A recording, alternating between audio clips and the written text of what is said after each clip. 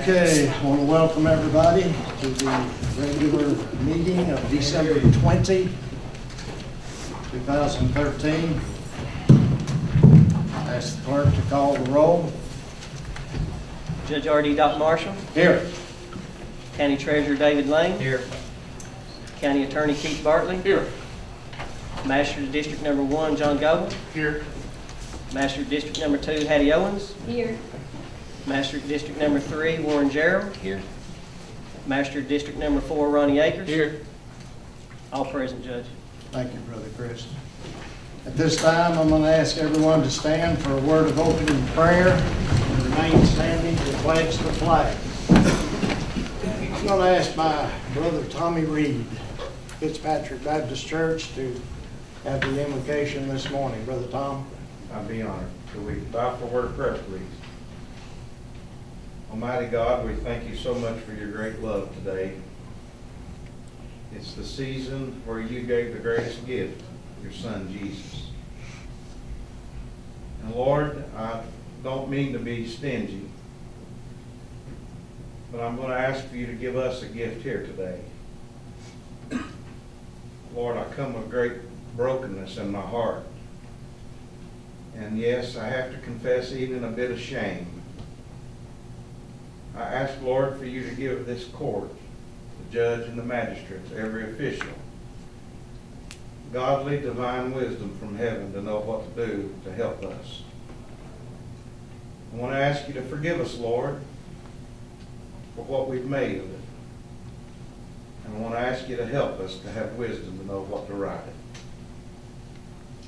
May every hard heart be broken, every stiff neck be bowed, and may your great presence fill this place to humble us, to do what's best for Floyd County and for the precious people of this county that we so love. Bless our leaders, give them wisdom, but also, Lord, give them humility. I pray it all in Jesus' name. Amen. Amen. Let us pledge the flag. I pledge allegiance to the flag of the United States of America and to the republic for which it stands, one nation, under God, indivisible, with liberty and justice for all. May be seated.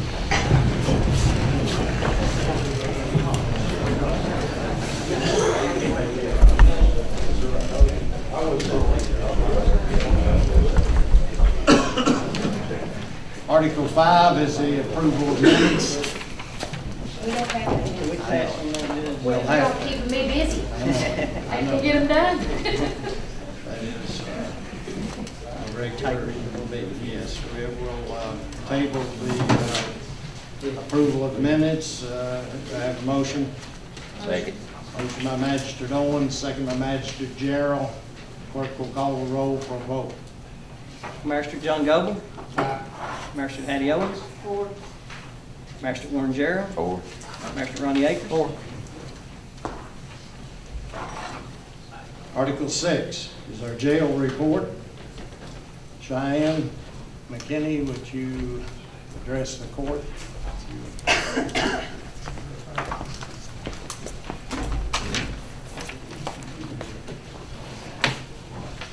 Judge, while he's passing that out, I'd like to make the motion. I'd like to make the motion that we amend our agenda and move public comments or citizens' comments before we go into executive session. Second. I'd just like to say on the report, this total population, we've had several inmates housed in Leslie County for the last few months or years or whatever.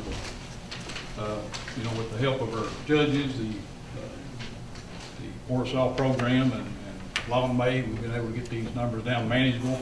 We've been able to bring all these inmates back to Floyd County, which is a savings of, we've been paying $18,000 to $20,000 a month to house inmates in Leslie County, so that's going to save us there. Our medical expenses, they've been, that's the biggest expense we've got really. over half of the medical expense we've incurred this year were from January, February, March of last year. But our captain, Larry Johnson, since then he's got back $170,000 of that money, which is great through direct care.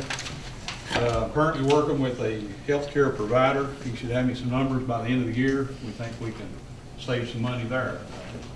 What they would do, they'd come in and they'd take over all medical, provide a full-time nurse, which is huge. And then we would just pay them once a month. They take care of the ambulance bills, the doctor bills, dentist, whatever. So he thinks he can save us some money there. So he said he's had some numbers by the end of the year. Employees, I've had two of my top guys have been on sick leave since April. Teddy Ray Tackett and Roy Thornsbury. Teddy Ray is now officially retired. He told me this week he got his first retirement check. Roy has used up all his sick time as vacation time. So, as you all know, we hired 4 part-time employees to kind of fill in those positions. So, that's going to save us some money there. Should be a huge difference there. I have with me today Joe Broadwell from Killwell Food Service. Been talking with him. He's got a proposal that can save us. He'll speak in a minute if you all have any questions, but we could save probably $70,000 to $80,000 a year in food service with this company. So, tremendous savings there. So, and you know, I've looked over our current budget this year. We're on track, or current spending, we're on track to finish $152,000 below the proposed budget for this year. And with this savings, that number should be a whole lot more. Any questions? I do, Chad. What is the generally accepted number that we spend, the amount per day per prisoner, housing prisoner? I don't have that broken down. I don't to pay another jail. It's like anywhere from $25 to $30 a day is what the charge is to house another inmate. So. But that don't include medical, right? That's just No, that doesn't include just medical. food. Yes, sir. And even if we house inmates in other facilities, we still have to pay full medical. Yeah. If anyone does have a cell phone on, please put it on vibrate or turn it off at this time. Any other questions to the judge? What's the ratio, number of workers per inmate that you have to have by law? Department of Corrections require that with our size, you have to have 4 deputies, at least one being a female, because we house females. During the daytime hours, you've got people going in and out of court. I mean, there's no way 4 can handle a daytime shift. You've got to have at least 6, because you may have to take somebody to the doctor, dentist, hospital, whatever. So they require 4 Yes. per shift, right? Yeah. Which one must be a female? One must be a female. So if a female has to leave, take a female to the hospital, you gotta call another female in to, or there's gotta be a female at the jail at all times. What about cooks? How many cooks you got? I'm down to 1 cook right now. Is that one person able to do it all? No, I've got a deputy, some of my deputies go in and help and with the inmates. So that's why this food service will be a big help. Because they would actually provide the cooks. The cooks would fall under their payroll and not the county.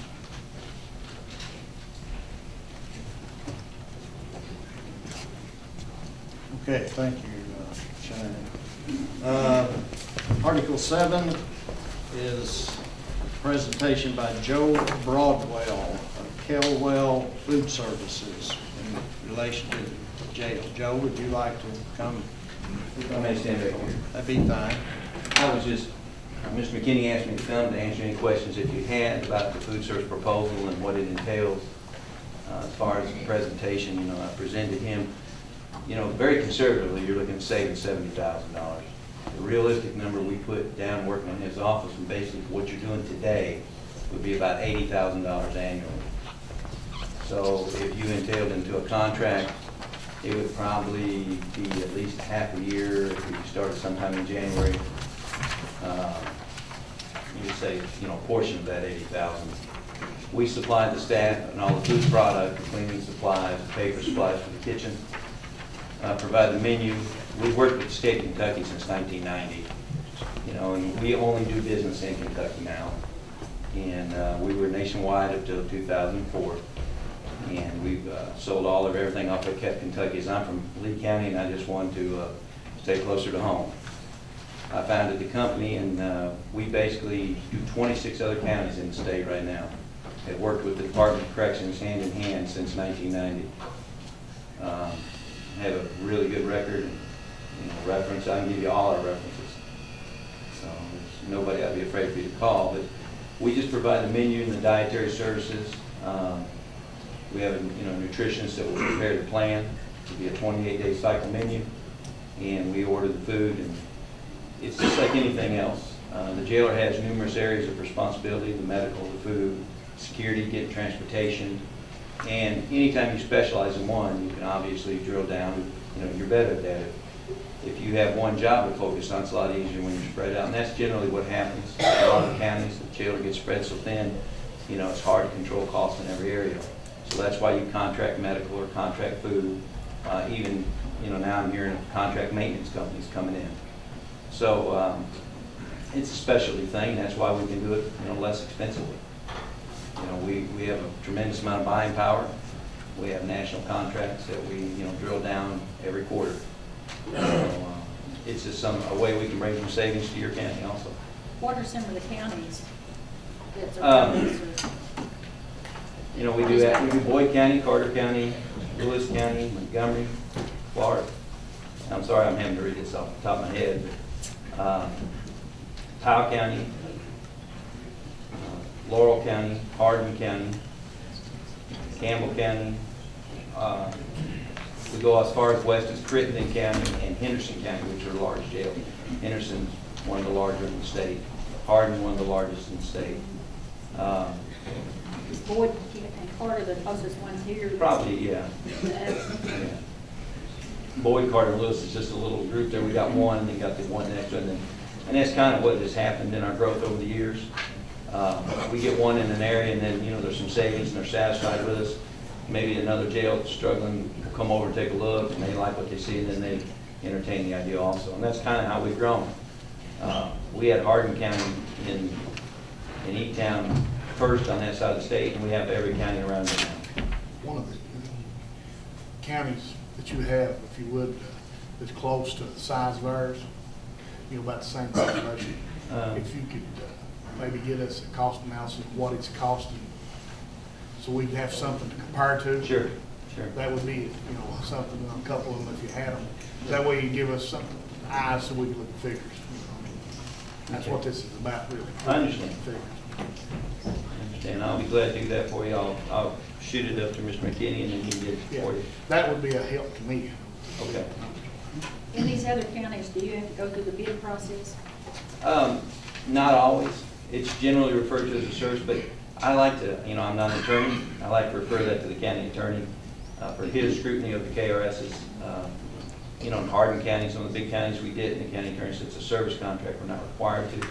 But I wouldn't say either way. I'd let Mr. Barkley make that call. They're not required to be professional services, that's true. Yeah.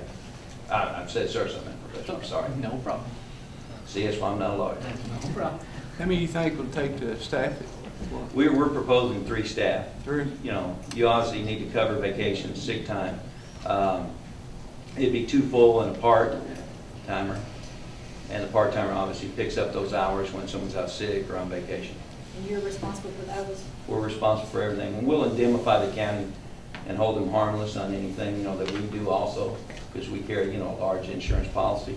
So, you know, in the contract language that Mr. Bartley would have to approve, you know, that indemnification will go to the extent he wants. The court would like. Of course, Cheyenne don't have one person. Would it be possible to use the person so the employee wouldn't lose their job? We would like to. I mean, obviously, familiarity is going to help us. I have an employee also that's out of Floyd County, so that would be somebody that would come to work also, I think. I haven't approached him, you know, we don't have a contract yet. But, you know, great relationship over the years with them. They worked at a couple facilities for us. If you can, send me, unless there's some confidentiality or something in the agreement, send me a copy of one of your proposed I will. agreements you got with other counties. Sure. I'll take a look at it. I'll send you a copy of the contract. Thank you. Thank you, Joe. Thank you all for your time. Okay, Motion to table it there in a second on the floor, Judge. We need to vote on it. There's a motion to, we can vote on it? No. First call. this is a motion to amend the agenda Yes. to move I citizens' heard- comment up. I heard We what you didn't vote said. on it. Yes, we'll do that next. Call the roll, Chris. on that. Mr. John Goble, Forward. Mr. Hattie Owens, Forward. Mr. Warren Gerald, Forward. Mr. Ronnie Akers. Okay, then, next, we will move citizens' comments up, and article, I guess we'll call it 8. Move them down accordingly. Next.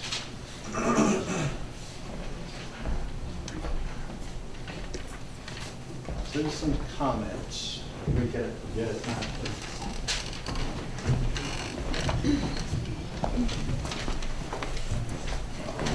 Sorry.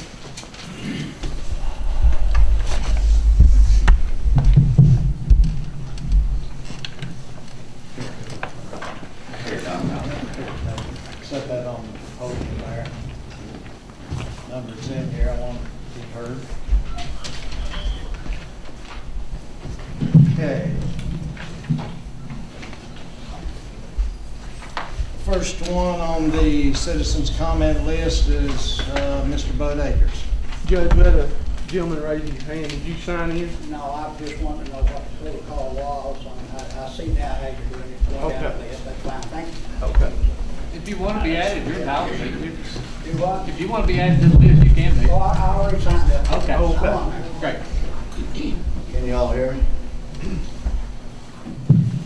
I'm here on behalf of the Allen Golf Course. We hear that the fiscal court is going to close it down from January through March. Is that true? Absolutely not. Okay, thank you. Then what about the permanent workers? Are they still going to be there? The seasonal workers are what in a work session was discussed, to be discussed about being furloughed or laid off. Because what we'd like to say is that that golf course is in better shape than it's ever been in. And it's on account of the workers. They have taken good care of that golf course.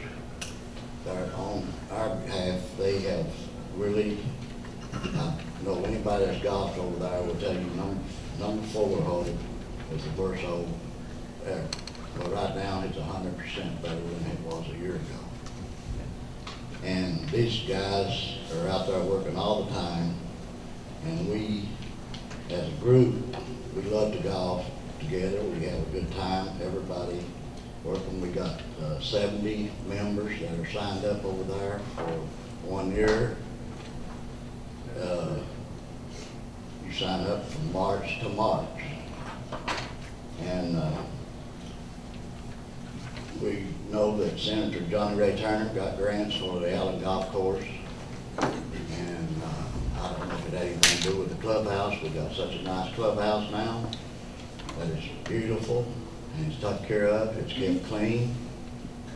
And Johnny Ray got a grant for landscaping, which B.J. Newsom did the landscaping, which we all think is very beautiful. Yes. And we just ask that the golf course, because Johns Creek, I'll give you an example. Johns Creek is run by the county. They laid theirs off, their employees off. Well, when the last water came, big water, now they can't even golf over there. There's 3 or 4 holes that's got logs and stuff on there, and they only got 1 employee. And he's from down towards Paintston. He runs a clubhouse. They haven't got nobody, they laid their people off that takes care of the golf course, which this could happen to Allen. It has before. It has been under water in certain holes and stuff, but they had people there that took care of it.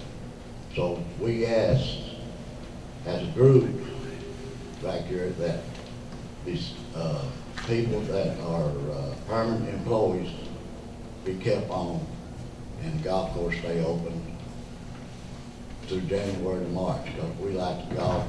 There's days in January, February, March we can golf.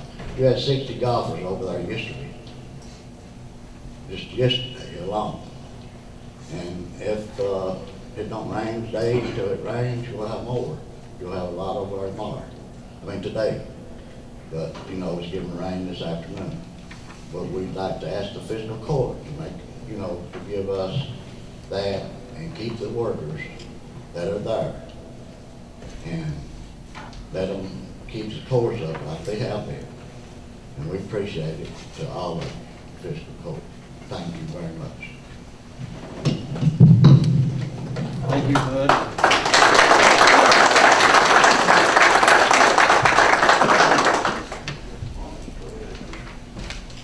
I'll agree. The Allen Golf Course is in the best shape it's ever been. I've been around 50-some years. And we don't want to close the course, but we're talking about some final decisions that have to be made. David, would you like to share with them the expense that we have endured concerning the course? I mean, the course is like we talked about before, it's taking in $80,000, $90,000. We're spending $250,000. So I mean, it's a great benefit, but it's Sure, it's a service, and it always will be to the people. It's also a tourism benefit. And that was one of the things that when we talked about the hotel and restaurant tax, that would go for tourism. And that would have helped offset a lot of expense. But I want to see the course left open so that you can play. I understand that you go from March to March with your dues. You know, when you're a member, that's where it's at. You want to play those times. How much is those dues, Bud? Seniors, Keith, is $550. Per year? $5.99. I'm sorry. I should be asking the back row, shouldn't I? And what's the others? Does that include carts or you get Green half fee the and carts? cart. Green fees and cars. Green fee and cart. $650 for me. Yeah, $650 for regular. For non-seniors? Yeah, for non-seniors. David, the $250,000, what all does that include?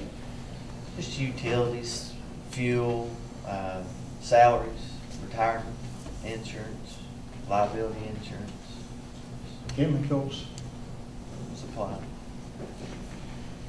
repairs. It's 5403 on the treasury report. You can just add all those up. Okay. We'll take all of that into consideration, Bud. Thank you for your reporting. Thank you. Number 2, Alan Rose.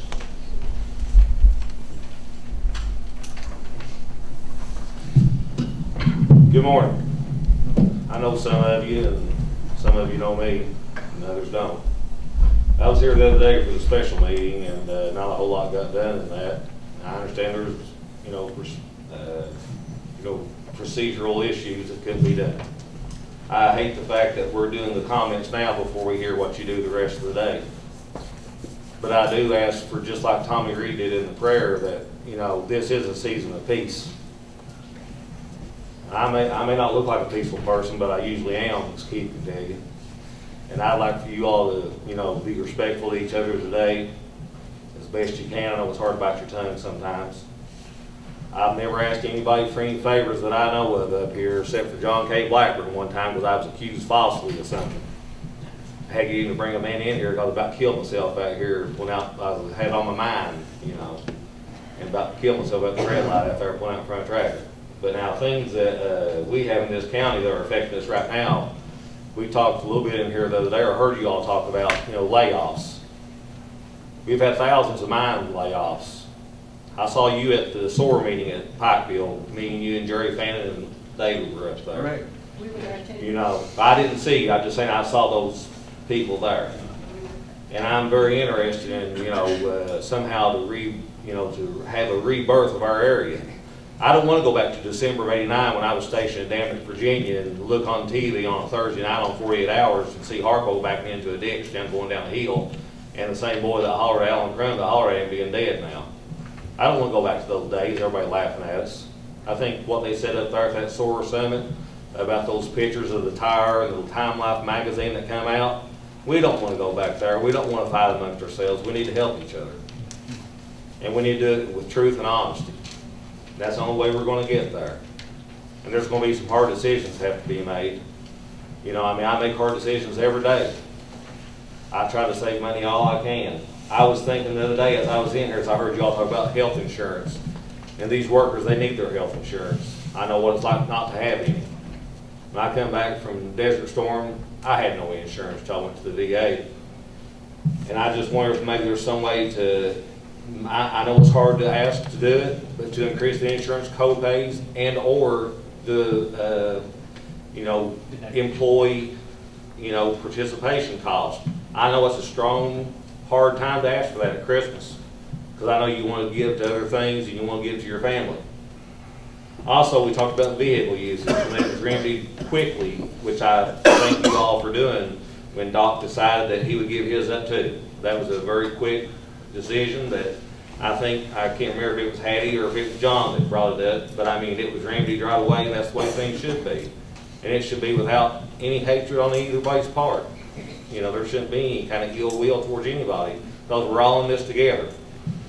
The surplus property. I don't know if Harpo's here today or not. I've not had a chance. There he is. I've been friends with Harpo for many years. I've known him. I mean, we don't go out and run around together, but I consider him a friend in the neighborhood, in the community. You know, I just want some of this surplus property he might take towards some of those bills that we talked about we owe him. You know, is there some way that, you know, I mean, you've had those bills for 3 or 4 years. Is there any way to take that surplus property on the corner down here and have the lease payments coming in from that to support those bills? In the long run, your children and grandchildren are going to benefit. You know, is there any way you could take that in consideration? If you can hold those bills for 4 years, surely to goodness, man, you can help us. You know, our county's in a bad time. And you remember that Muddy Gut video. We don't want to go back to those days. I know you remember just the scene I'm talking about.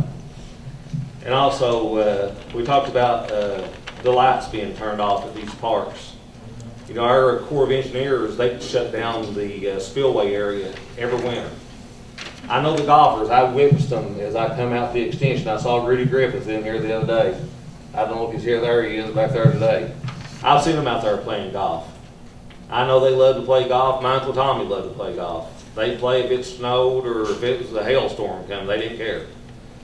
But you know, there may be some hours that have to be cut somewhere, or maybe they can even, you know, do a little help. There's always people that can help. You know, if that's what it takes. I mean, there has to be someone out there we can find solutions to these problems without fighting amongst ourselves and being made a spectacle on TV. I mean, on social media. That's all this has become, and it's a shame. Yes, yes. And I think that we can all get along. Everybody's in this room for a reason. They're in this room because, I mean, we do things for people. You know, we take care of our neighbors here. You know, we have things going on. We've already crossed county lines. He talked about that at that SOAR Summit, about crossing county lines. You know, that crazy brother of mine, he does that arm drop thing. That's come across from, you know, he went for Paintsville and the Pressburg Airport down there, and now he's went to Pikeville and done things. He's went to other states and done things. And we got people that want to work. And I'm not here to boast about his arm drop thing, because I've never been to one myself. And it's because my medicine don't allow me to. I can't be in the sun, you know, because of my service to our country. And I want to tell you something. It's not a good thing, but I'm going to fight till the day I die, which it may be 5 years from now. But I think that we can come together, and I think that Harpo, if he's willing to work with us, We need to accommodate him somehow for those bills. But we need an examination, a thorough examination, and what he's willing to help us with, and we need to all thank him in the end. If he'll help us get over that. We talked about the, going from the coal severance tax, you mentioned the difference in 17 million to 15 million. Well, that didn't just happen overnight. That's been coming. They talked about it at the SOAR Summit too. It was in the last 22 months, I believe they said we lost, I think it was 40-some% of our coal jobs, and now we're going to lose an additional 33% more. So this hasn't been just a one-night stand thing. It's been coming for a long time, and I think we need to work and walk the walk. And we need to look at cuts. They're going to be hard. They're going to be tough. I'm not going to like them, and I'm sure not going to like property taxes raising. I called John the other day about an alleyway because I need to pave it for a driveway for some new tenants I'm going to have. But I'm out here, I'm trying, and I'm willing to pay more property tax. But I tell you what, not everybody can do that. And I mean, we just need you all to agree. Can I get a commitment? I'd like to get a commitment from each of you to be cordial and to work together, and not to have any foul language. We don't need that for our children. We grew up in a strong Southern Bible Belt area. I know that. I'm not saying I'm a church member, but somewhere in that old Bible it says that where two or more people come together in my presence, there I shall be. And hey, I guarantee there's 2 Christians in this room, because I just met one right back here at the beginning of the meeting. So I just ask you all to work with each other and do the best you can. And I appreciate your time and your patience. And I'm sorry I carried on so long, but I may have more to say later. You just can't never tell. But I thank you. You're welcome to stay. Good job, big guy.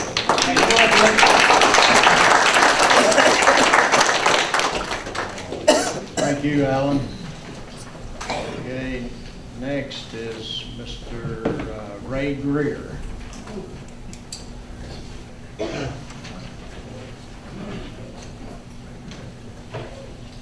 Thank you, Judge.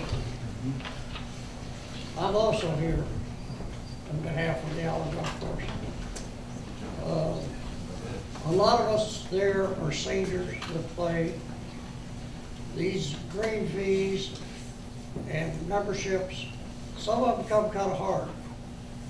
We have to scrape money to get a seasonal pass that goes from March to March.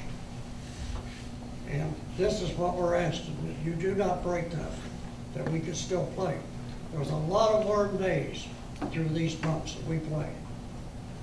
And I'm almost 80 years old, and that's about the only sport I can do. So that's what we're asking, that you do not, and do not lay the workers off, because that's apples and oranges. If you do that, the course is closed anyway. Somebody has to maintain it. Mr. Akers said about the condition of the course. It is perfect. But what you all may not know, not only do the maintenance workers there do a great job, but the members get out there. We cut grass. We break sand traps. And it's our course.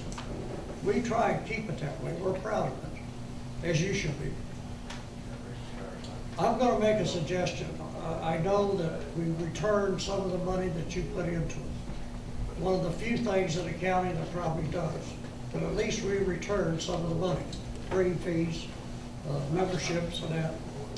But our church has a tournament there every year. We raise money for the poor in Floyd County to help. We are willing to pay to have this done. We're willing to pay to rent that course for one day. Now, I don't know how many tournaments were held last year, but I know some schools held 4 or 5.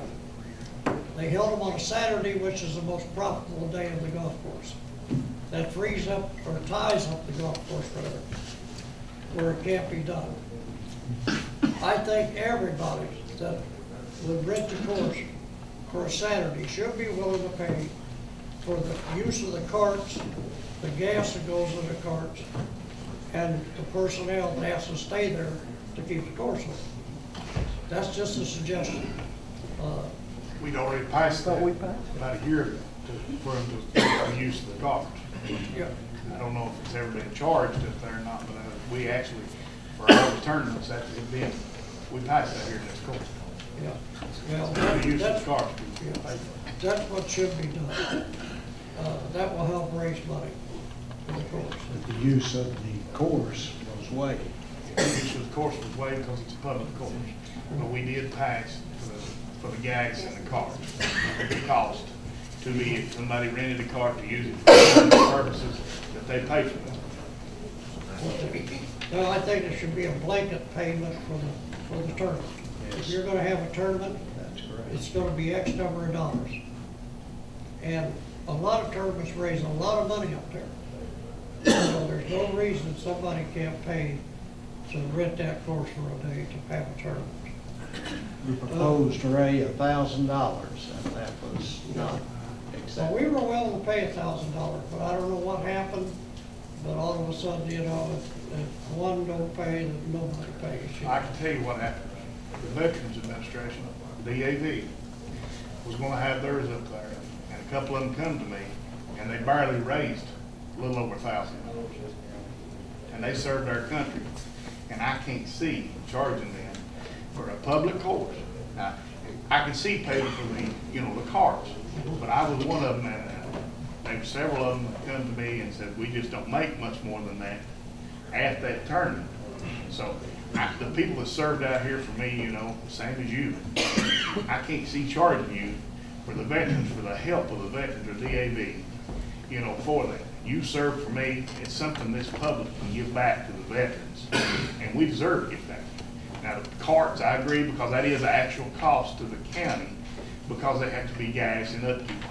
That's the reason we went with it. Mhm. Well, that's commendable. I appreciate that. But that's the reason that was done that Yeah, way. I understand that. But in one respect, we can surely make exceptions to some rules, you know. But there are some of us I know that can do it. It would have to be done on a percentage, you know, of what was raised, like a 10% or something like that, you know, to be fair to all entities. All right, well, I only have one question. Are we in agreement that if we do take the part-time workers or seasonal workers, as you call them, if they do, if you vote to lay them off, is that there'll be the same thing as closing the course? Well, there's always, as you stated, and I think there's very capable people right here sitting. The course doesn't need to shut down, even though, and we don't want to lay anybody off. But there has to be some decisions. The court will decide or whatever, but the course can stay open with volunteer help. I mean, Ray, I would trust you to take anything else, but I'm not saying that we're late. I'm not saying that. This court is going to make some decisions. I want to see the course left open, and I'd like to see the men that run it there stay there. Because my goodness, we've only got three. We've got three people that are keeping that beautiful, as you say, and those are fine people. You can't hardly take those people away and leave the course with the carts running around. Somebody has to maintain it. Yeah. It's that simple. Well, I thank the court for listening to my comments, and God bless. I've been up there, and I've seen the volunteers helping. They've been on the actual equipment and everything helping. And they're the ones that's helped the workers keep the course in the condition. Well, we know that you all can't put 10 or 15 people up there to work. We know that. And we have about 3 people working full time. So the members, they don't mind jumping. It's their course. And we appreciate the county for having that course. Ray, we have to make concessions. I mean, that's what this court's about here today. I mean, with the loss of cold service month funding and the system the county in, that course is not. Okay. Thank you very much. Appreciate it. You know, I've got you several times myself. Well, anytime right.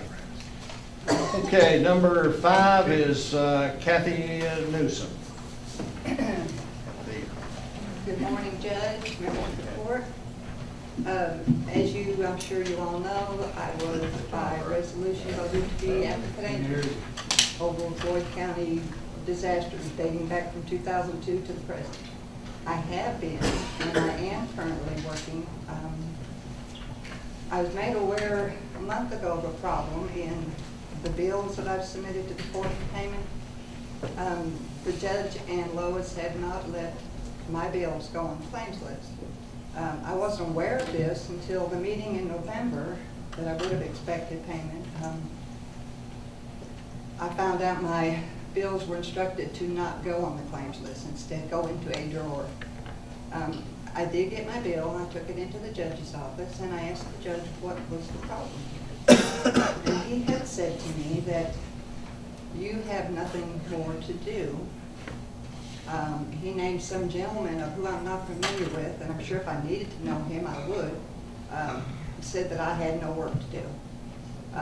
Lois had come into the office at that point, and she said that a friend of hers, and correct me if I'm wrong, Nancy Price, which I think is one of Lois's friends, had told her, indeed, I did not have anything to do. I'm working with a very gracious woman on a state level. Her name is Glenn P. Cole, I'm sorry. I have emails to show that we have interaction going. This is an ongoing process. Right now, 1841 disaster is our last. It is right now being focused in on a final inspection. That said, when the state's ready to submit it to FEMA for final inspection, I get a P4. It becomes completed. Then hopefully 1841 can go under wraps. I do have work to do. In our office during this kind of strange conversation that took place, Lois had said, I am more qualified than you are to do this job. I said, Lois, Judge, I was hired by the court. I don't have a problem with not doing this job. But if I don't, I believe it might need to be presented in front of the court to change otherwise. And I'm good with that. But I did have the bills that were never submitted to the claims list for your all's approval for payment, and I appreciate being paid for them. And that's basically all I have to say. I do have an email. I had to make up some tactful story. In fact, though, it was not a lie. It was a tactful story. I didn't want to talk trashy about the situation to Glenda Cole at the state. Why there was this hiatus of me not working with her. And she emailed me back. Let me read it to you. I'm a little nervous. I'm not a public speaker. Well, here, do you mind? One of you? Let me find the email. David, would you mind? Glenda Cole is a very gracious woman. You want me to read what she wrote? If you don't mind, please. Glenda, I have to apologize for the delay in getting together these final documents. Okay, that was my first. Okay, well, that was my question, my issue to her. This is her response. Good morning, Kathy. I was planning to give you a call this afternoon to check on the progress. I guess great minds do run in the same vein. Thank you so much for giving me this update. Sorry you have been delayed by the issues within the fiscal court.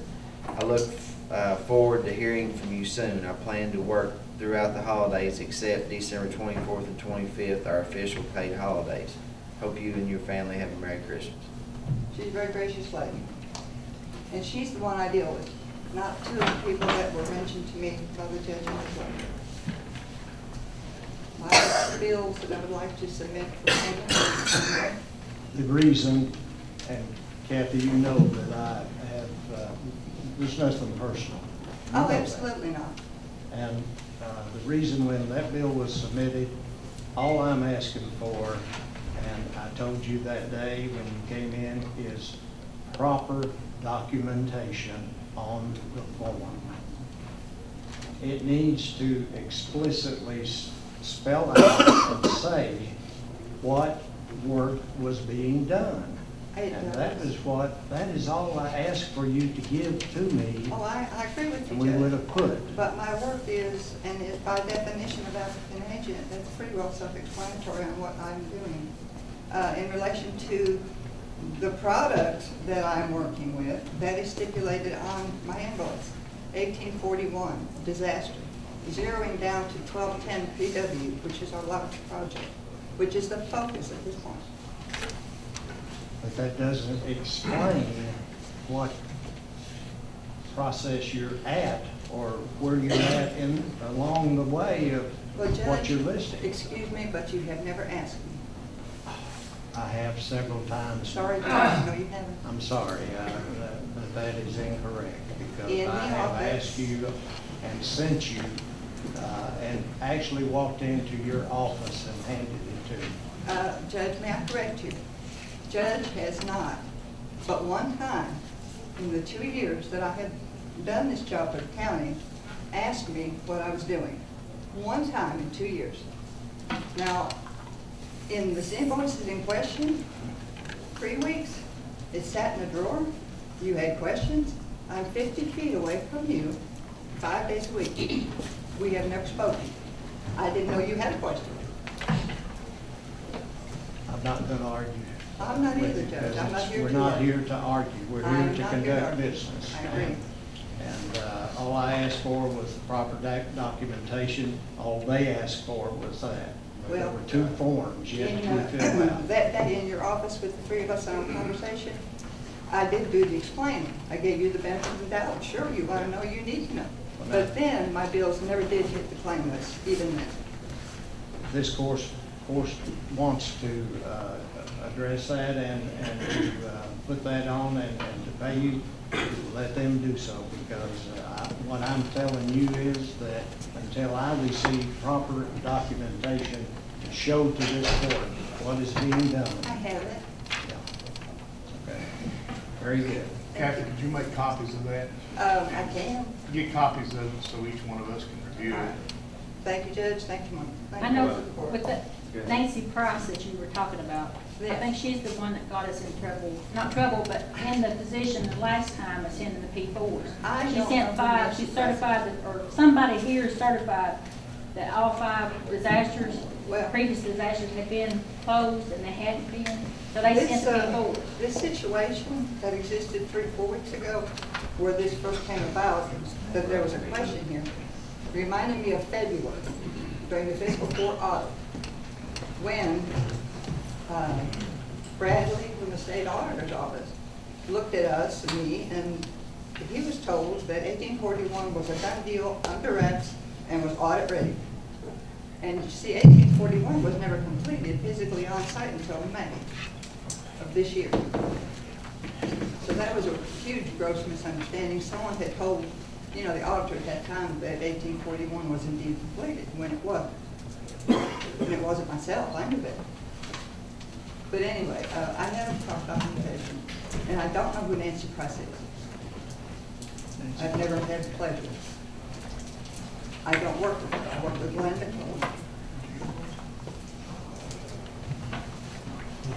But she was told, you know, she was Nancy told Price down is the that I emergency had not- management coordinator for this area. Is it just one bill that you're talking about? It is November, which is going on 60 days due. It's a bill for my services in October. And then I have quit, which my November invoice reflects, on the date that it became apparent that Lois said she was more qualified to do this job. So I thought, well, maybe we have an issue here. The only thing and words that were said at that time, Kathy, was that Lois and I attended the applicant training seminar. True. But Lois has come into me verbatim, quote unquote, I am more qualified than you to do this job. And you know, I don't have a problem with that, I'm just here to say. But what needs to happen, I do think, and I don't know fiscal court protocol, but I was hired by the fiscal court, and I would suggest that I would leave during the same process. That's all. We'll address that. Thank you. I'd like to say two things to Kathy, or about Kathy more than anything, I guess. One, she was hired to do work. These people out here probably have no clue what 1841, what you're talking about. I'm sorry. But those are for federal disasters. And she's doing the paperwork for basically FEMA reimbursement for monies to the county. She was asked to do that job when it wasn't getting done. When there was a chance that this county could lose out on virtually millions of dollars. So I think Kathy should be thanked for the job she's done. I'm thankful.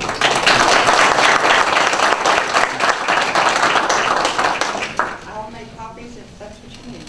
Okay, number 6. We've never seen it. All right. Mr. Alan Wicker.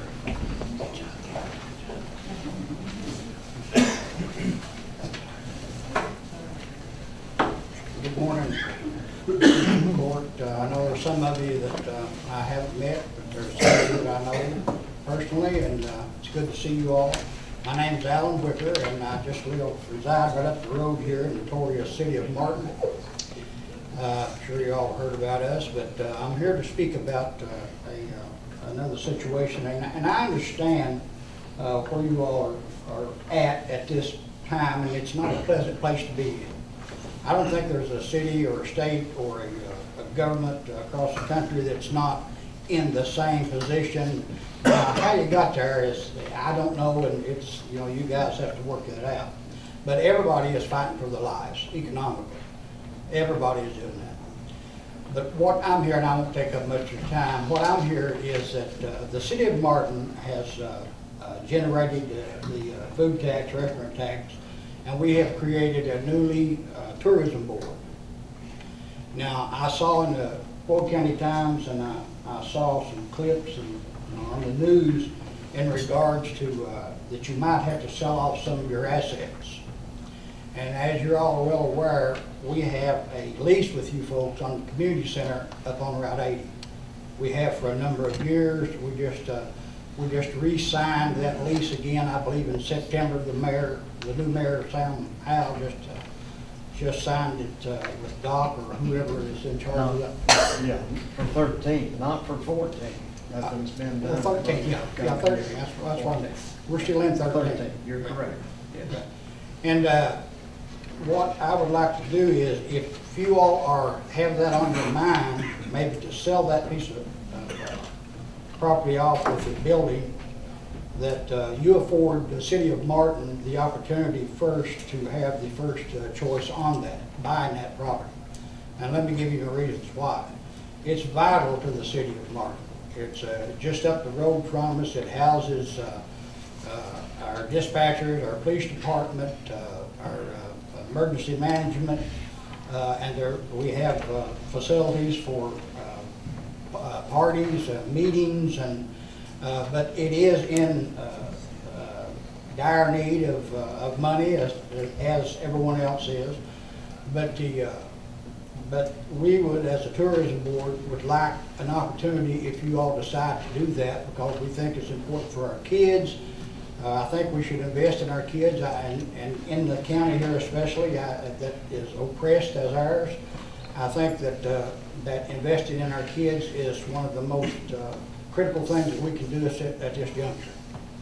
And I would ask this court to give the city of Martin, if you all decide to sell that property and that building, the opportunity to work with you guys in purchasing that for the city of Martin.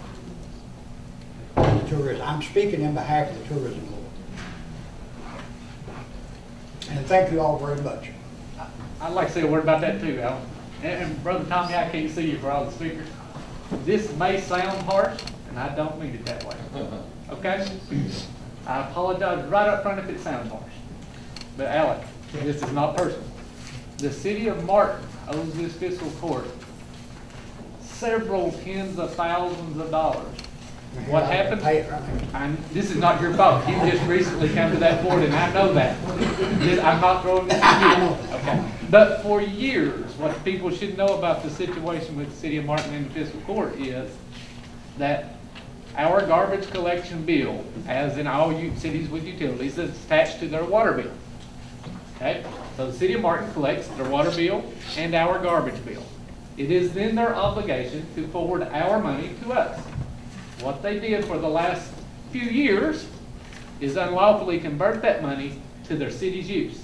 They haven't paid us several tens of thousands of dollars that they owe us for that garbage collection. It's not even their money. They literally took it. It's our money, they didn't give it to us. The courts actually recently entered a judgment for substantial sums of money against the city of Martin for the fiscal court. And they recently proposed that they pay us $300 a month towards those tens of thousands of dollars we'll be. Now, with that said, I think it's very difficult to imagine us essentially giving you that first option unless and until the city is prepared to pay what they owe us. It's our money. Well, I understand. I don't think that's asking much, Brother Tommy, and if that sounded harsh, I apologize.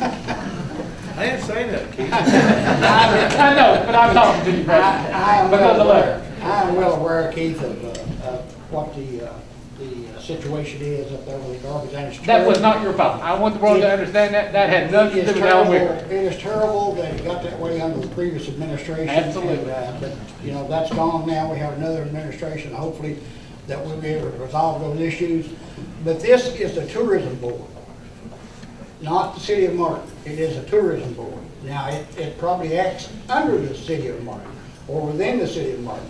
But this is actually the newly created tourism board. So we actually have nothing to do with the sanitation. I understand your position. I think you understand mine too. I do. I mentioned that. And if I could write you a check for that money, I would do it right now. I would suggest they not take it because, brother, you don't know it. All right. Thank you very much. We've not signed the lease for 2014 yet, have we? No. We are all. I hope we will. If you don't say that. Thank you, Alan.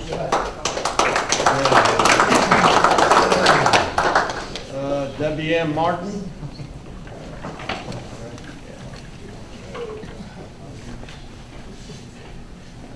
On behalf of the Davis Fire Department, we, all the years, I've been there a member of the fire department since in the 80s.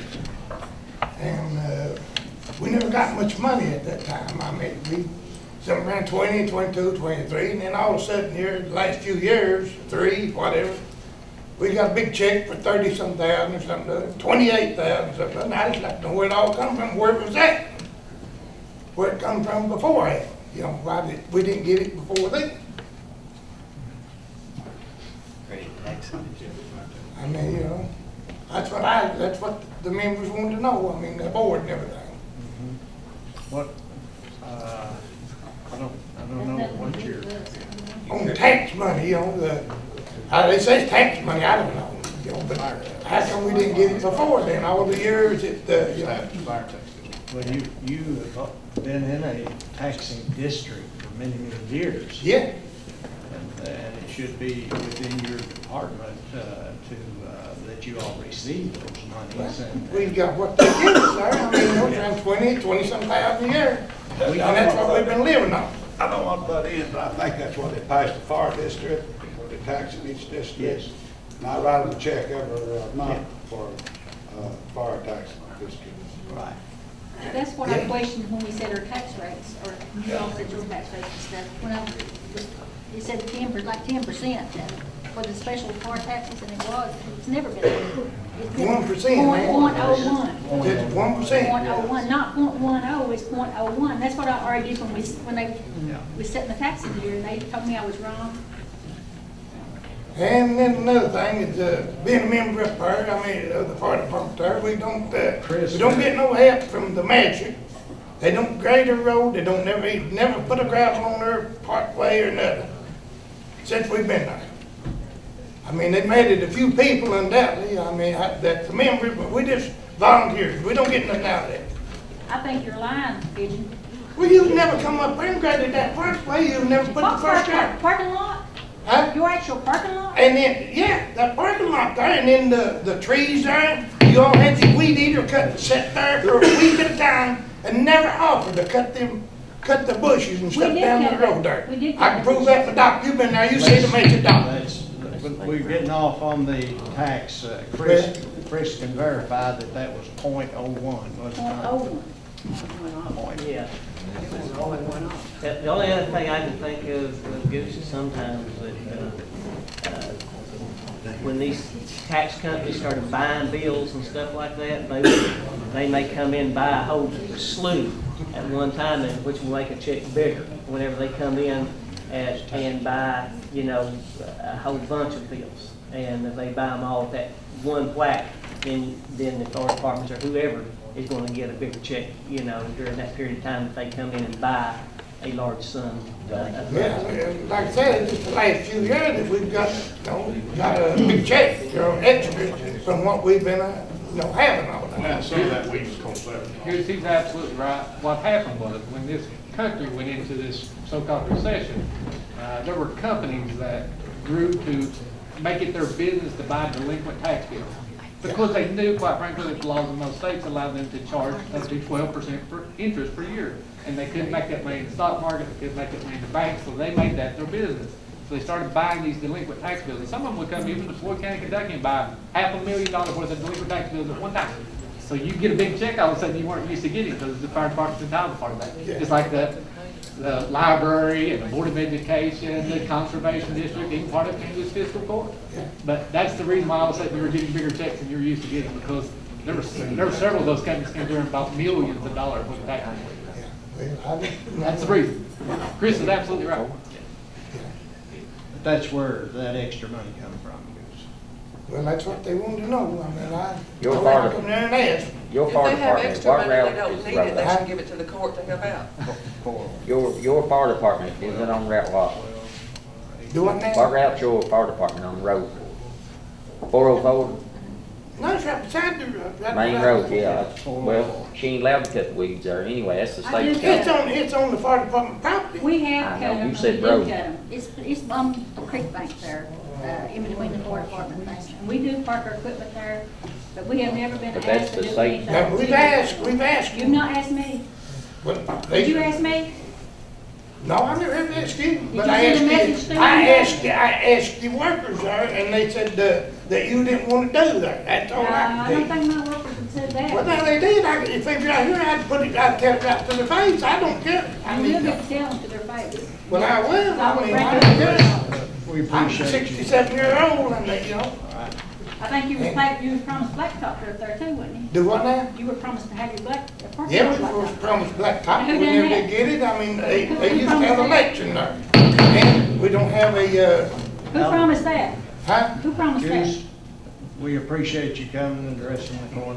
Okay. Judge promised you blacktop. Out of order, Patty. Hey, I'm defending myself. No, Judge. you're out of order in this meeting. It's a regular meeting, I can say what I want to. Number 8 is Vicky Boyd.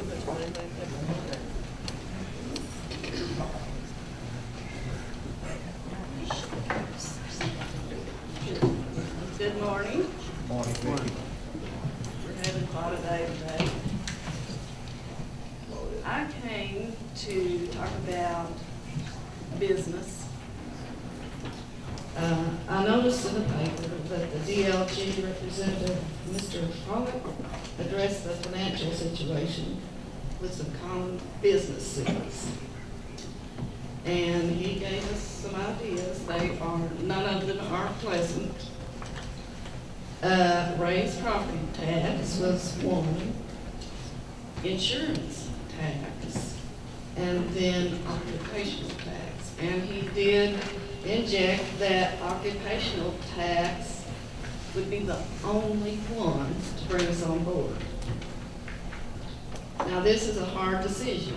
When you're up against the wall and money is low, you have a hard decision to make.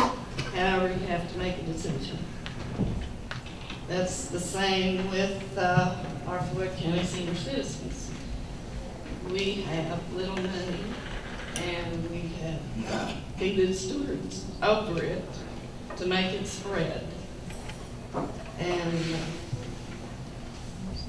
we've had some of our centers, when money was real low, to actually fund the repair of their vehicles.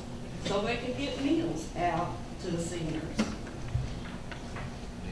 And they had to make a choice. You know, do we transport people to the center, or do we fix something where we can get our meals out? Well, they're very kind, compassionate people, and they take care of the phone, they take care of meals. Our transportation is down, but people are still getting fed. Okay. There are some people on waiting lists because of lack of money. That's no fun. And my senior directors do not like to have somebody on the waiting list. But that is a fact. And then as soon as someone goes off of the meals, the next one on the waiting list goes on. It's no fun, but it has to be done. Okay, I noticed back in, let's see, March 21, it was a Wednesday, 2012 newspaper, that Mr. Bartley and our treasurer, David Lane, said if the county doesn't start making some tough decisions, they will be broke before the end of the summer. This was in 2012. And it's not easy to make those tough decisions, but they have to be made. And to keep the county going, all of us, not just I, my, me, and my, but to keep all of us going, the decision, the business decision has to be made. We need to get down to business and do what needs to be done. It's not pleasant now, but in the long run, it will be good for all of Floyd County. And I thank you all. You have helped the senior citizens, and I thank you for that. You have given us money to repair vehicles and even purchase a couple of used ones. And those 2 used ones are being used every day, except for Mondays. We can't afford Mondays, but Tuesday through Friday, we can afford to take those vehicles out and take meals to people who cannot cook for themselves. And we appreciate that. Thank you very much. Thank you, Steve.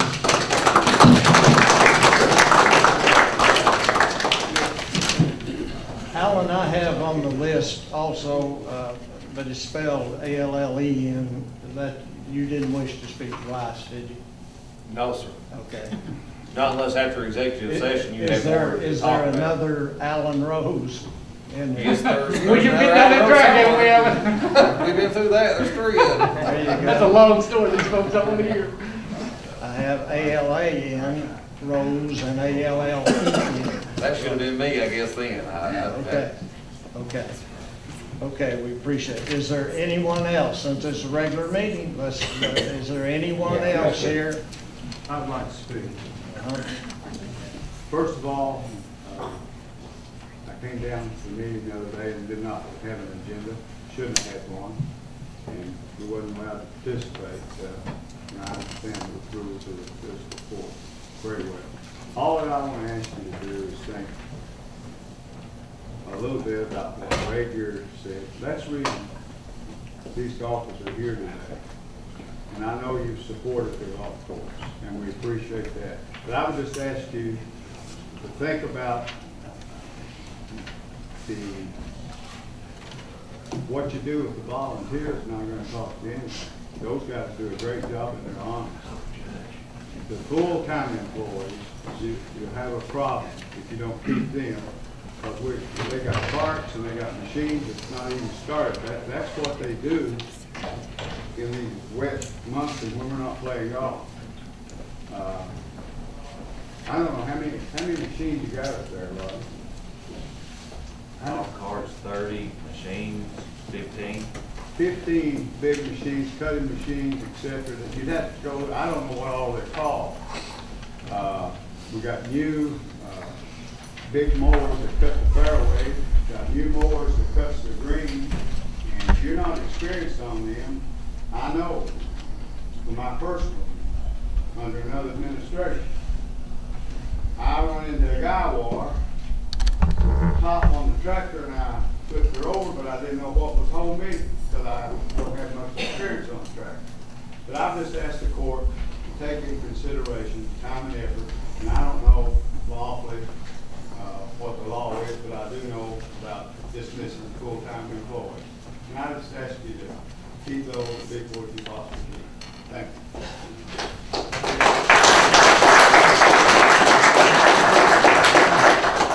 you. Anyone else? It's your time. Anyone else?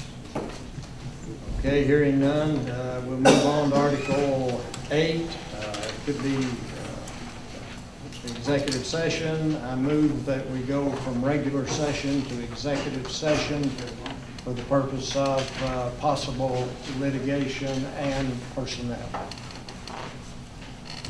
Do I have a second? Second. Second by Ronnie Akers, Magistrate District 4. Clerk will call the roll for a vote. Magistrate John Golden. 4. Magistrate Hattie Owens. 4. Magistrate Warren Jarrell. 4. Magistrate Ronnie Akers. 4.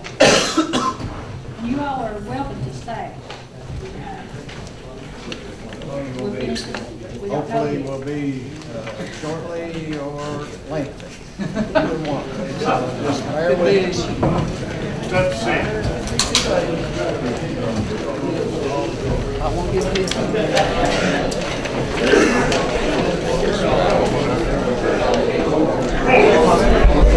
Chris, you better come to me. You want to talk about me? I didn't think that day.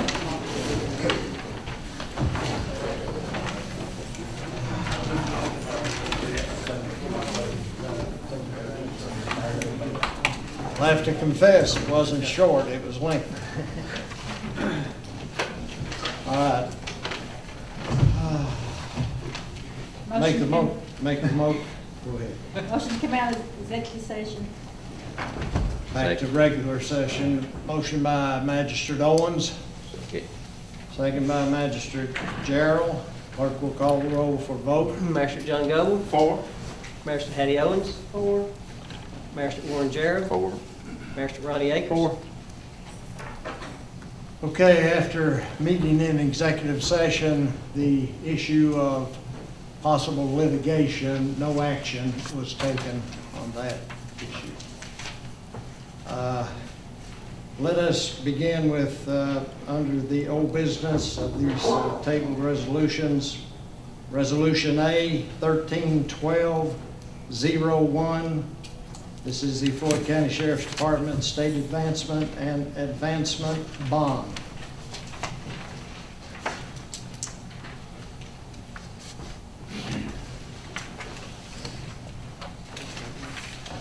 So, can we do that without having a budget? Your understanding on the bond issue, David, was that? That's it just did- a the state budget advancement, right, John? It ain't got nothing to do with your budget, really. It's that's money I borrow from the state every January. That's why I thought. If we need to borrow more though than what we are borrowing, that would be an inadequate amount. So we could readdress it if it was necessary, So but for can now. they table what you it want. and you request more and then do another meeting, say on Friday or Monday or something like that? And you So get, the budget's not gonna be approved today? I don't know, I'm not a voter, so. Can we wait till the budget goes Would be through and better then if I decide? didn't read all this to- Probably That way so. I think so. I think. Isn't that what we? Let's address that. We have discussed at length all of these 10 resolutions and so forth, so I am going to ask the county attorney to explain these from 1 to 14, 15. Well, let me say first of all, personnel, which is obviously of utmost importance, as David would say, this time of the year, it really, you know, it reaches out your heart to think that you might actually have to take action that adversely affects county personnel. But as I understand it, from the executive session, because there are other actions that they believe they can take at this point that will shore up this budget, They're not going to lay off any county employees. They're not going to release any county employees. They're not going to cut off any county services. Now, that is certainly subject to change in the future if the financial situation dictates that, okay? Now, I have sort of a list that the group has discussed over the last 2 weeks. Some people unfortunately think this thing started Wednesday.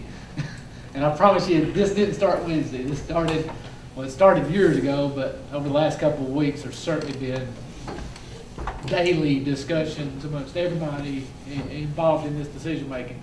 And I don't have a vote in it, but because I was writing down notes as those discussions occurred, I've been voted as the person to sort of tell you what their intentions are to shore up this budget deficit problem. Okay? And they can jump in and add anything they want to as we go, or wait to the end, whatever makes you happy. It's a long list, so bear with me. Item number 1 on that list is they intend to agree, assuming after review of the contracts with the food service provider that Mr. Broadwell, that was here earlier, that he proposed. Assuming after I've had a chance to review the contract that it's consistent with what he told us, and they intend to agree with that contract, and if in fact it is believed that it will save us $70,000 to $80,000 a year as he does. Number 2, at this point they find that it's necessary essentially to require fee officers to pay their health insurance and retirement.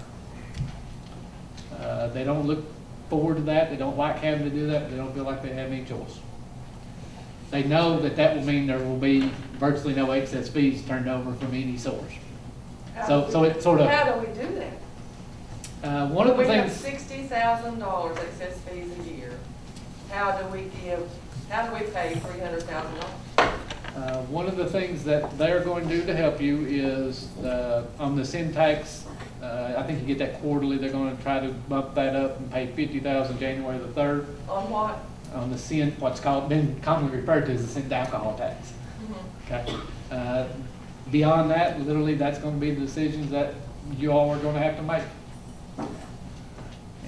I have to borrow money in January. I start out 0 amount. I have no money come January the 1st.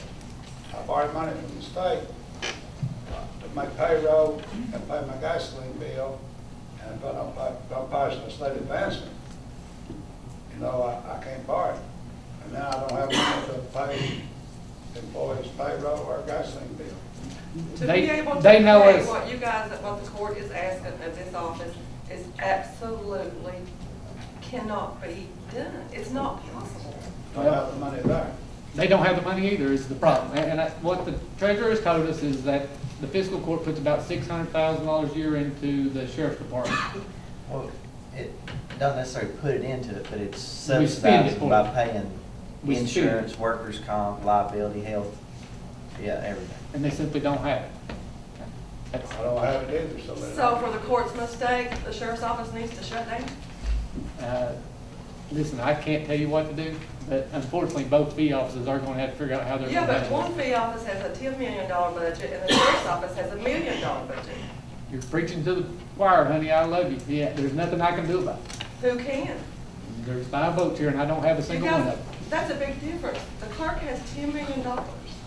The sheriff's office has a $1 million budget. We do not have the money to buy their insurance or pay their retirement. They know that that's going to result in layoffs. They know that. I do have a $10 million budget, or really more than that, but most of everything that I do goes to somebody else. It doesn't, I don't keep it. I don't get to keep it. I understand, but It you goes agreed out. you could pay for it. We cannot, you cannot. I agreed I could pay for run half out of my retirement. I didn't agree I could pay for all of it. I said God knows if we could pay for it, we would. Yeah. Let me get through this list, and they're going to take these up one at a time as far as resolutions, and y'all say whatever you want to say. I'm just reading the list. That's all we're doing at this point. Third on that list was that they asked that actually we talked about this Wednesday, but they asked that I work with Southern Water to negotiate a lease of water towers, water lines, things of that nature, bring back that information to the court once I have Southern's basically their best recommendations, their best offer for their consideration. Fourth was they intend to sell the Martin Community Center with a reserve, and they intend to sell property that they own, that the county owns, that is out near Walmart and the Kirk Lofts. It's a vacant piece of property. Fifth, they intend to sell surplus equipment and vehicles, and they actually have a list here that they've been working with the road foreman to accumulate. Sixth was they intend to solicit bids for health insurance, liability insurance, and workers' compensation insurance. They don't necessarily intend to change any of those. They want to solicit bids from any company that's willing to bid to see if there is a better deal out there. If there is, they'll consider it. If there's not, they'll stay where they're at. I'm sorry.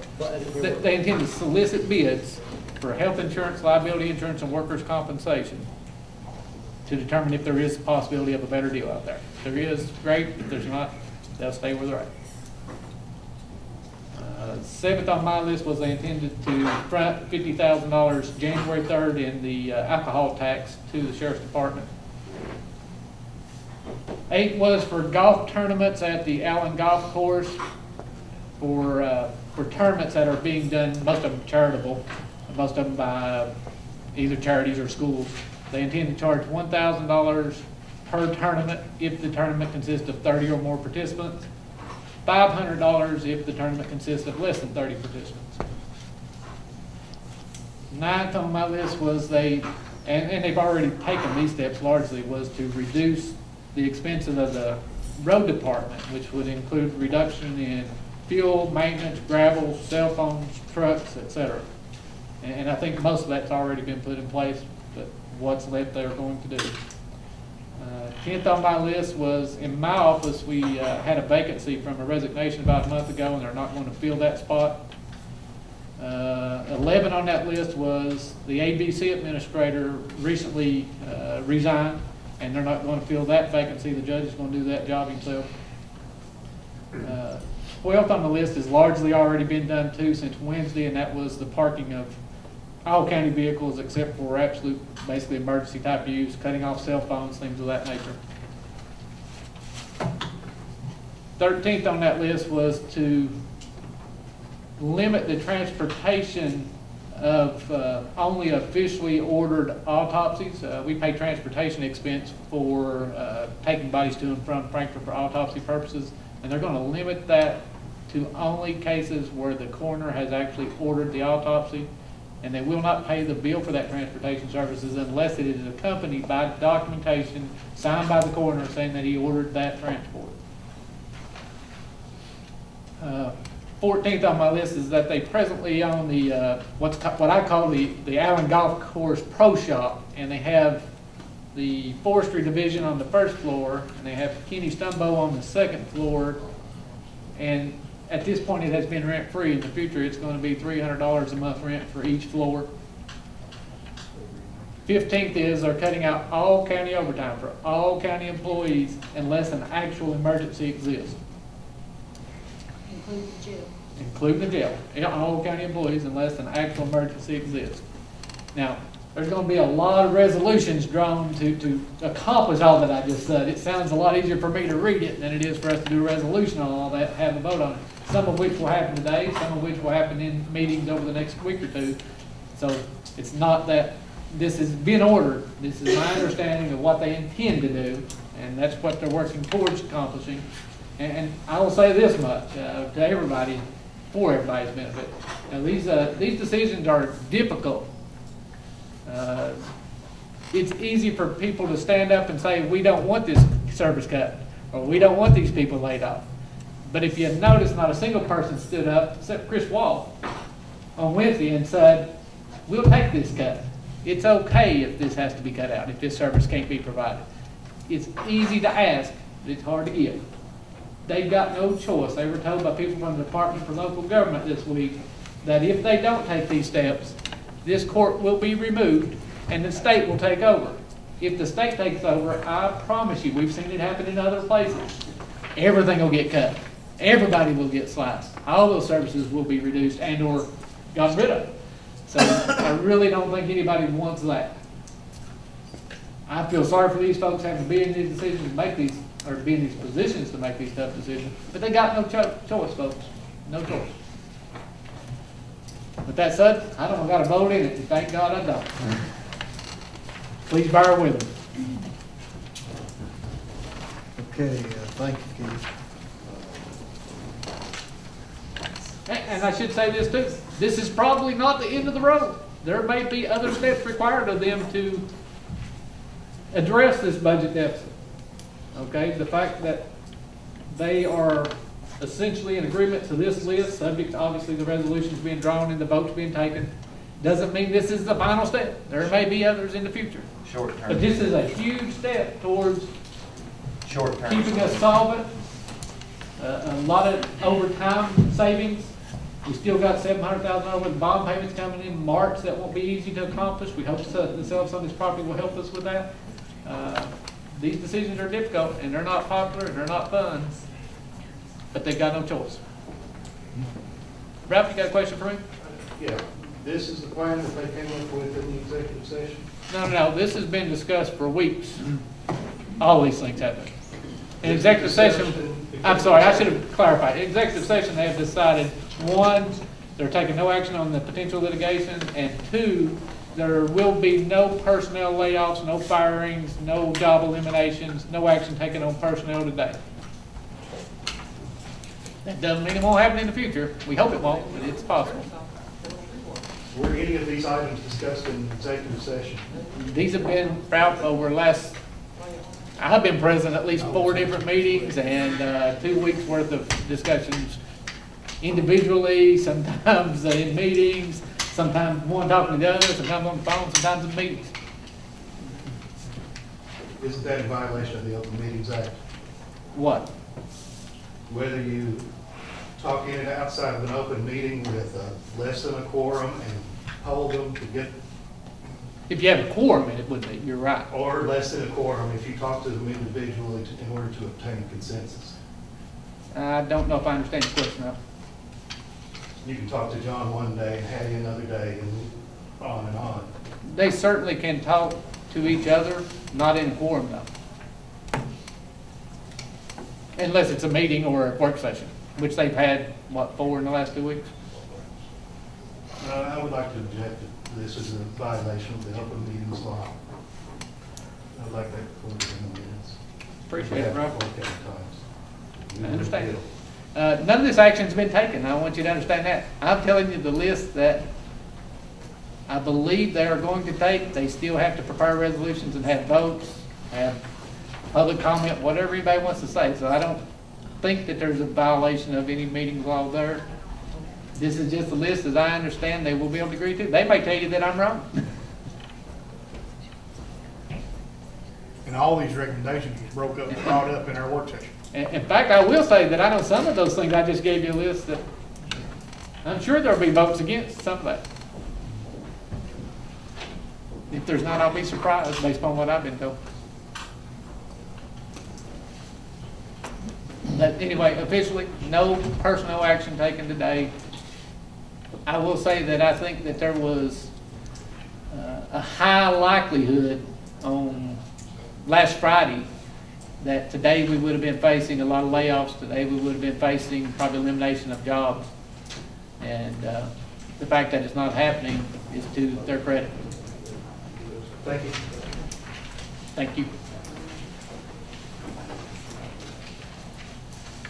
Are there any other questions? I'd like to ask, how did you get yourself in this mess like this, Judge? I've been here 15 years, and I've never seen it happen.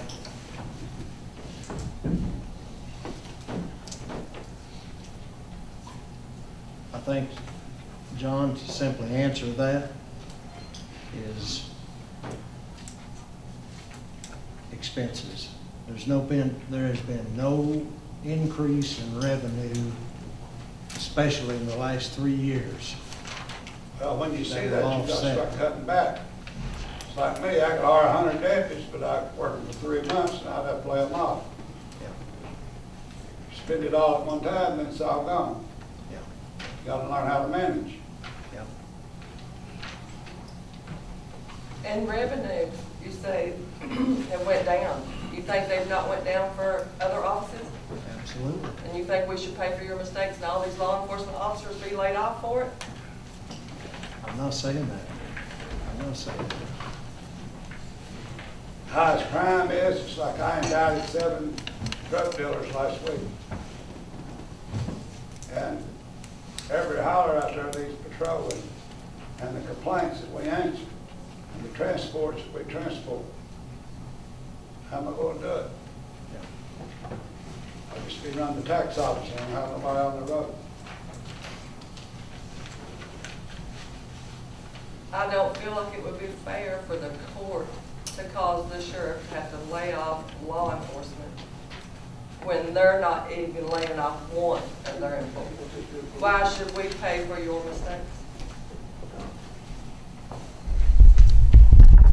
Why should these officers pay for the court's mistakes, or the judges, who's ever? I don't know. I don't have the answer to that. If I did, I would. We wouldn't be sitting here talking about that. I just know what expense this county has You have an had to bear. answer. You think it's fair for these law enforcement officers to be laid off when you don't lay off nobody? Say that. No, don't say that. Don't say that. When the sheriff has operated his office appropriately and successfully, you would punish these law enforcement officers for that? The court would do that? It's not only punishing them, it's punishing the public out here. They have no control. They call the office. They got a complaint. Nobody to go.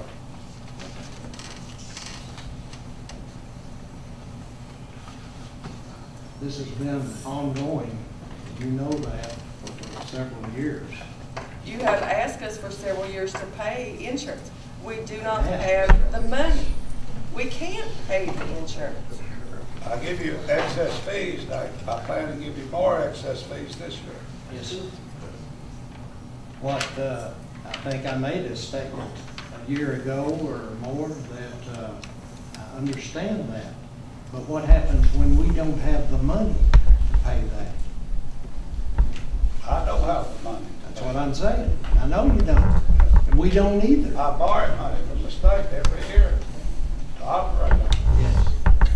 And I start out with zero amount, like I said, every January. And we've always given you an advancement, have we not? As a No, court? No. we give you ABC money. That was appropriated to begin with for the sheriff's office under administration Paul Hunt Thompson, because him and I drawed it up. Absolutely. And we were supposed to receive at least $150,000 a year. We have never received that, and we're lucky we have to beg to get it. And then you act like you give us money in January. That is money that is appropriated for the sheriff's office to begin with. You collect that from alcohol sales in this county. It's not money from the court.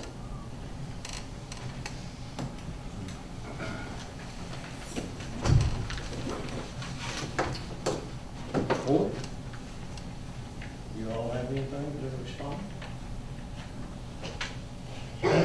Only thing I say is, we've all got to make concessions, and I mean, we've done everything we know to do. I mean, trust us, we don't want to do it. The road department, we've all still been short of men. We didn't, since the last layoff, we've never hired all of them back. And I mean, our men are suffering. We can't go out there and do what we need to do for the public, but we don't have the money either. I mean, we're in the same boat you are. The answer is, we're 1.6, $1.8 million short on coal savings funding and funding. We went from a $20 million budget to a $14 million budget. 50. Yeah. 14 received. Yeah, 14 received. But that's what, almost $6 million in the last 3 years. John, we have never asked the fiscal court to support the Hey, sheriff's office. I understand that. I understand. Never. But you want us to lay off our men when the court has got themselves in this situation. And you want the sheriff's office to punish for it? I don't actually think the court has all got this in this situation. I think this situation, the federal But we and didn't then have the nothing state. to do with it. But we've been paying entities for the court, for the sheriff's office all along. It has been for years. I This is the understand. first judge that's ever screwed up.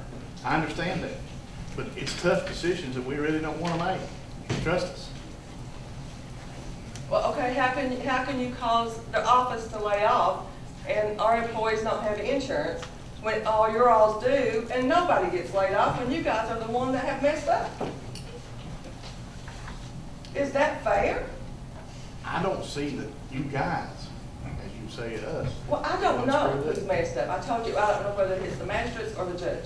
The Most point- likely. The point I'm trying to get here is, it's done, whatever's done, but we have to fix it. Well, can't you fix it some other way besides laying people, law enforcement off, the citizens of this county? We're not asking Elect you a to- sheriff to protect. We're not asking you to lay them off, man. We can't pay, we don't have the money. John, it's not there. You see our budget. If you guys want to go through line item after line item, I'll sit here and discuss it with you, what we can cut and what we can't. I'll be glad to. We have actually talked to the treasurer about working the budget out and help you, whatever needs to be done. He's never, the court has never helped the sheriff office. But Never. we have talked about him helping you. We talked about it the other day in the meeting. And he said he'd be willing to talk and try to help you through it if you needed it. Help us through what? To work your budget out where it is for you. There's nothing wrong with my budget. He said for the insurance. David? He can't work it out. There's no money there to work it out. He's lying if he said he could do that. No, I'm not lying, Pam. David, you know that can't be done on our budget, not unless we lay off these men. And that's basically, I can't see you, but I mean, that's basically what the court has come to the proposal of, is that's what's gonna have to happen. Well, why isn't the court laying off? We've still never got a full people back from the last layoff. But basically the problem, the situation we're running into is the fee office's budgets has to be set in December. And it's still on the agenda, so to me, that's what needs to roll on through, is you roll through the agenda, you get to the certain points, and then you can sit and talk about it. But, I mean, because with the, basically in the work session on last Friday, what they basically came to was the fee office budgets, like Chris said, he changed line items to where he can include health insurance and retirement to pay for it. That in the sheriff's budget and the clerk's budget, they want both of those line items listed in your all's budget. They'll still pay. It's not there. They'll It's still not pay there. for We the work. can say that we'll save all the money we can to turn over at the end of the year. You know, we can make them park vehicles maybe, you know, when they're not working and not driving home, make them park them in the courthouse. But the money's not there. But we can do small things to make it possible to turn over more excess fees at the end of the year. But the money's not there. We cannot pay $200,000-$300,000 for retirement and insurance. It's not there. It's not here either, unfortunately. And that's not our fault. It's not. It ain't our fault either. I mean, we're short, what, $1,800,000? Have you all voted on that for me to do that? No, sir, they haven't. That's on the agenda. They gonna do it today? Not open court? Well, your budget's on the agenda, so it'll be discussed today. I don't know, I guess it can't be technically voted on today because they're asking you to submit a new budget proposal. But it's item G on the agenda. I'm sorry, I actually, I misquoted that. That's the 14 clerks. I'm sorry. Sheriff's side. Sheriff's is, yeah, item I.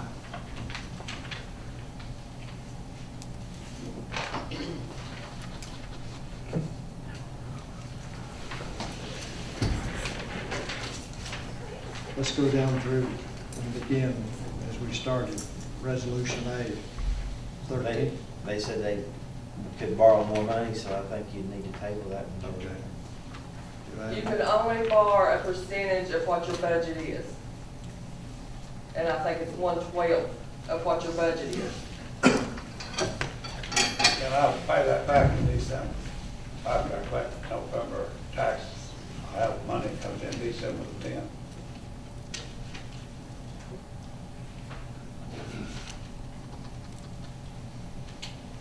So if I'm hearing them right, they're saying the revenue side, no matter what changes on their budget, so they wouldn't be eligible for any more, to borrow any more money?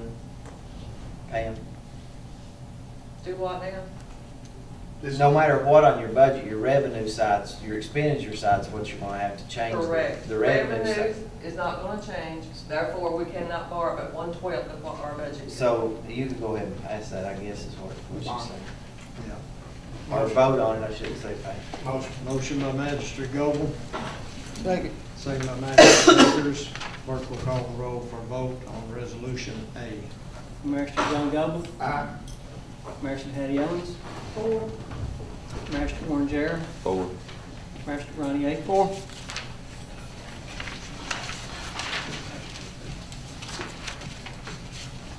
Resolution B.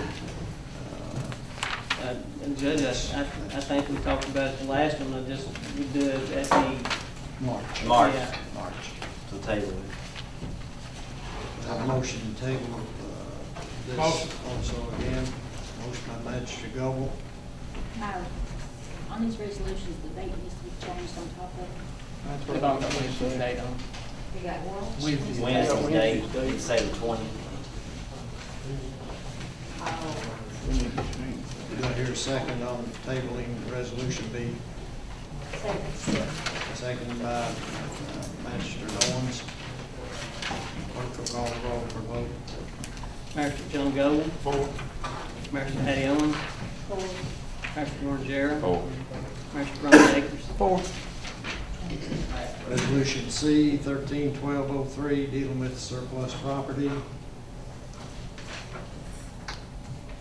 Was that date need to be changed? It was January 25th. Yeah, February I 1st. think they decided 25th, I think.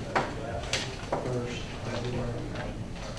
Is that right, Dave? Yeah, and then the auctioneer, you're going to let the judge pick somebody else, or what are you going to do on that? Well, if Mr. Ratliff is not here, or John, Magistrate Goble says there seems like he may be in Tennessee or something, we'll find one. Okay. On the 2 parcels of property. So do we need to strike that Harold Ratliff and put? Well, nobody can. The court hereby contracts to auction off the surplus property, just mark off the auctioneer, and it's professional service, he just hired somebody to do it. The surplus property. I mean, if he comes back, he's still alive in Kentucky, I have no problem with that. I know he lives outside Memphis. So mark off Harold Ratliff, Yes, just mark it and then out. change the date to February 1st. Yes, and then December 20th on the Friday. Well, all of them have to be changed. Right, Yeah, yes.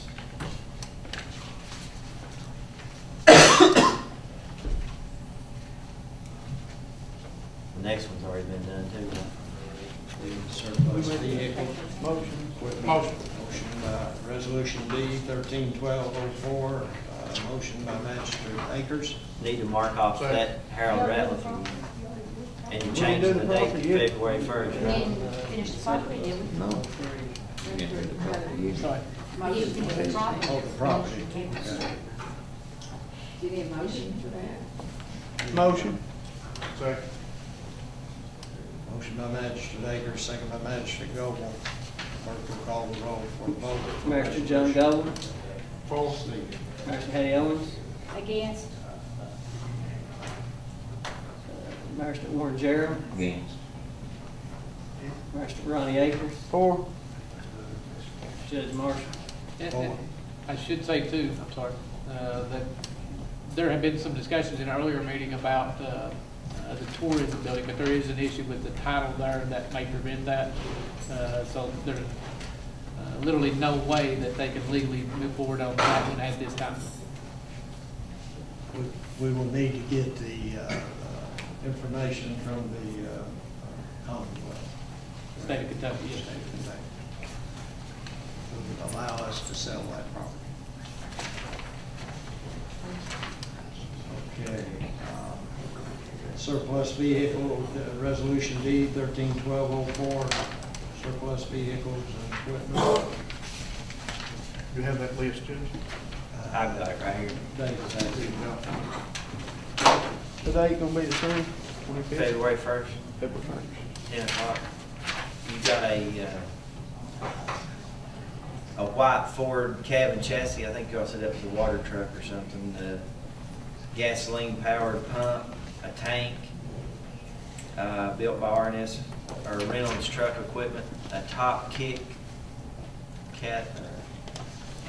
Kodiak, a Cummins, a Great All, 3 vehicles from the jail, and a 4Runner, I think that is used by senior citizens, and the judge's Tahoe, we're going to sell it, and then you got a 90 Blazer, we're going to sell it. I didn't have Kenworth listed on. I think it was on the back of it. Is that the date? 89 Kenworth.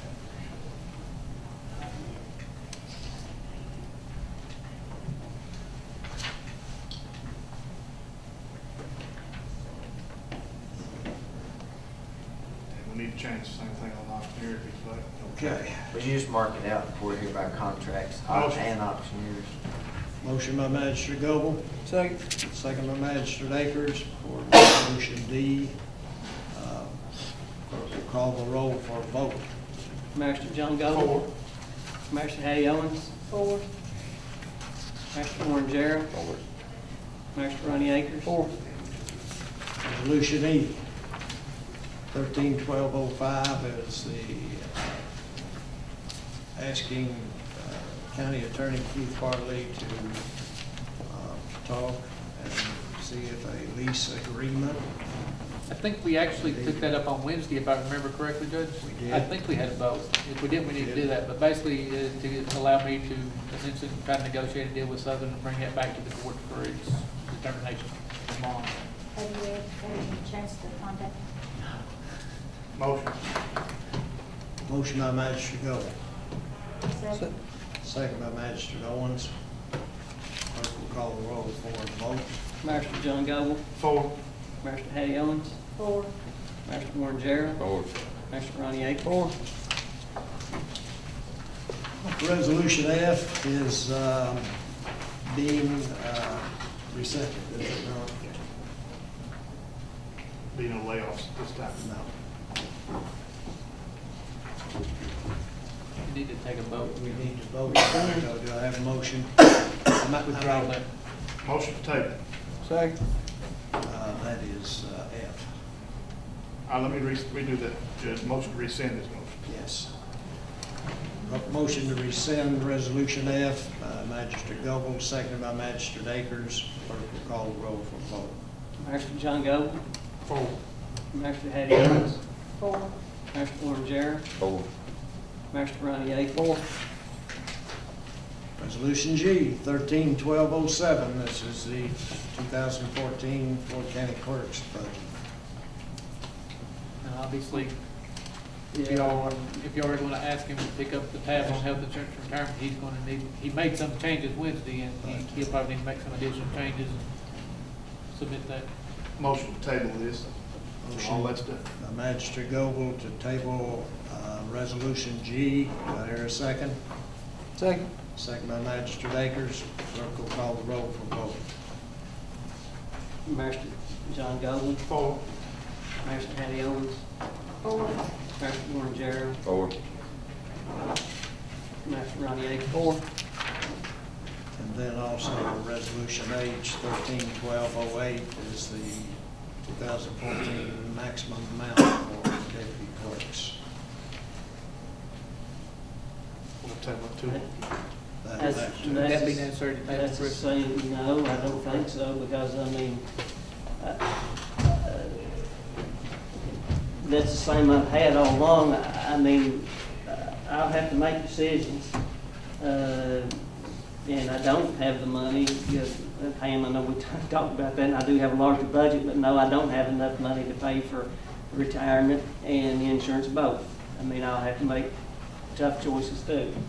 But I don't see any need of, just say let it be. It doesn't really matter because I'm going to have to I'm going to have to decide what choices are going to have to be made. That's true. Because it's obvious there's no way I would be able to afford to pay the whole thing.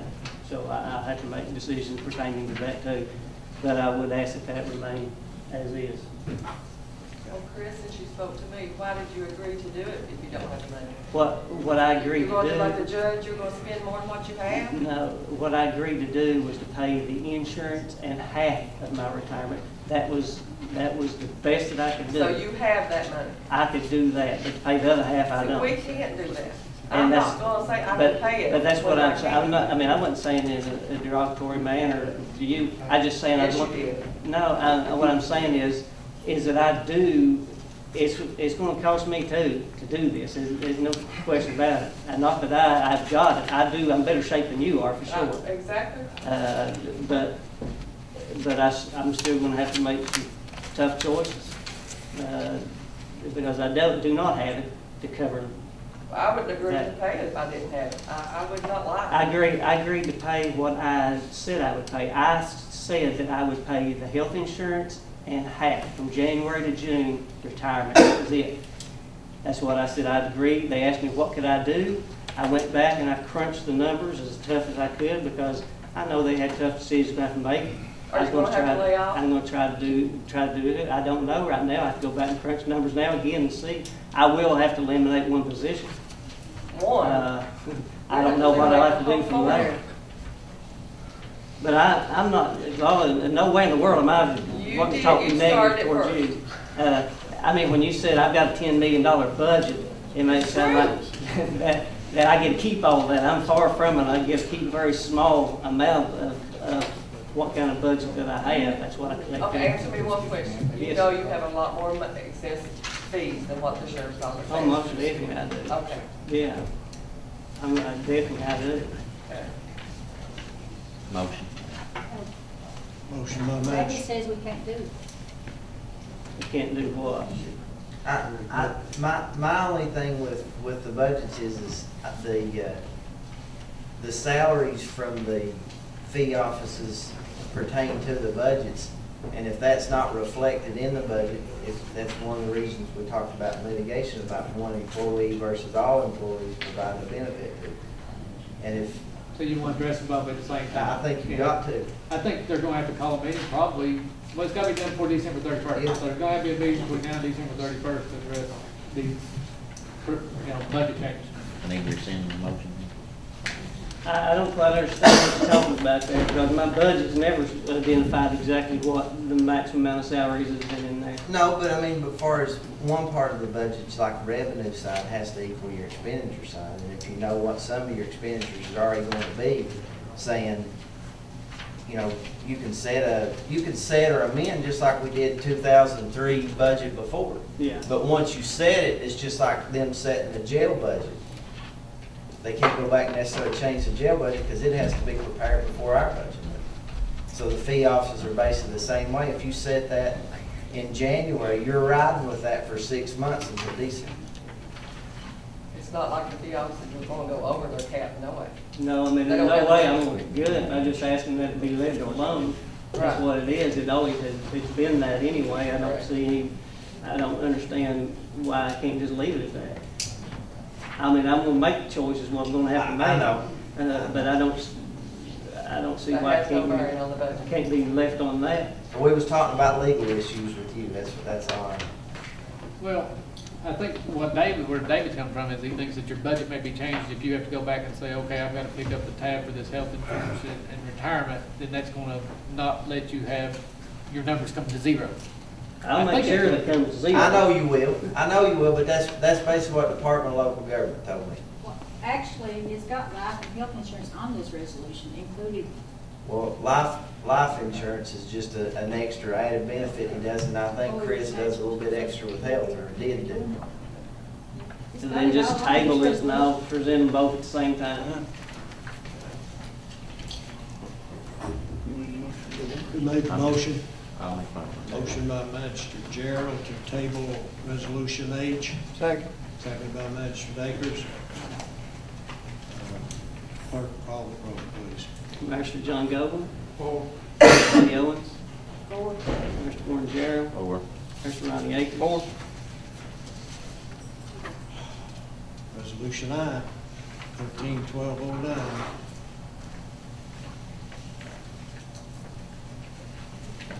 That's got to be tabled, I mean, if Table, you're going to right. make changes. Absolutely. Motion. Motion by Magistrate Akers. Second by Magistrate Gerald. Clerk will call the roll for vote. Master John Gowen. Four. Mr. Eddie Owens. Four. Mr. Warren Gerald. Four. Mr. Ronnie Akers. And also Resolution J. 13-1210. Same thing. I have a motion to table. Motion. Motion by Magistrate Akers. Second. Second by Magistrate Gerald. Clerk will call the roll for vote. Master John Gowen. Four. Mr. Eddie Owens. Four. Mr. Warren Gerald. Four. Mr. Ronnie Akers. Four. Next stated meeting will then be December 30th, 10 o'clock.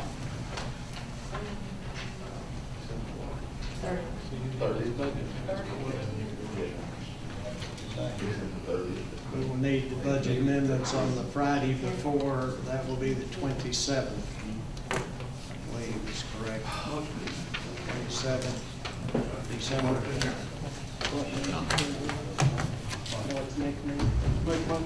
Meeting's the December 30th. December 30th. Next special call meeting for December the 30th. Have the budgets by the 27th. Motion to adjourn. Wait, Judge, we got this business on Kathy that we haven't addressed yet, the bill she submitted for the work she's already done. Yes. At this time, I make a motion that we pay this, and I think she has on here that you will become the applicant agent after this point, that her services are done. That's not correct, Pete, please. I wish she hadn't left, I could have asked her, but I Yeah. thought she said I that think that's what it is. she wasn't doing it anymore. The 14th, according to this bill, will be like November 14th. But we need to pay her for the service because we're under contract with that, what we agreed to do.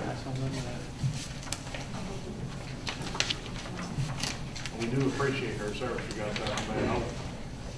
About 84 projects. I think we need to help that in.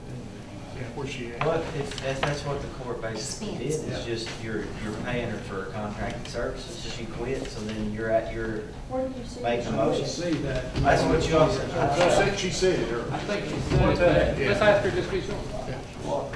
But she won't do See that. if, see if Kathy. On that back page, Is that what that's? where she, her life's still working.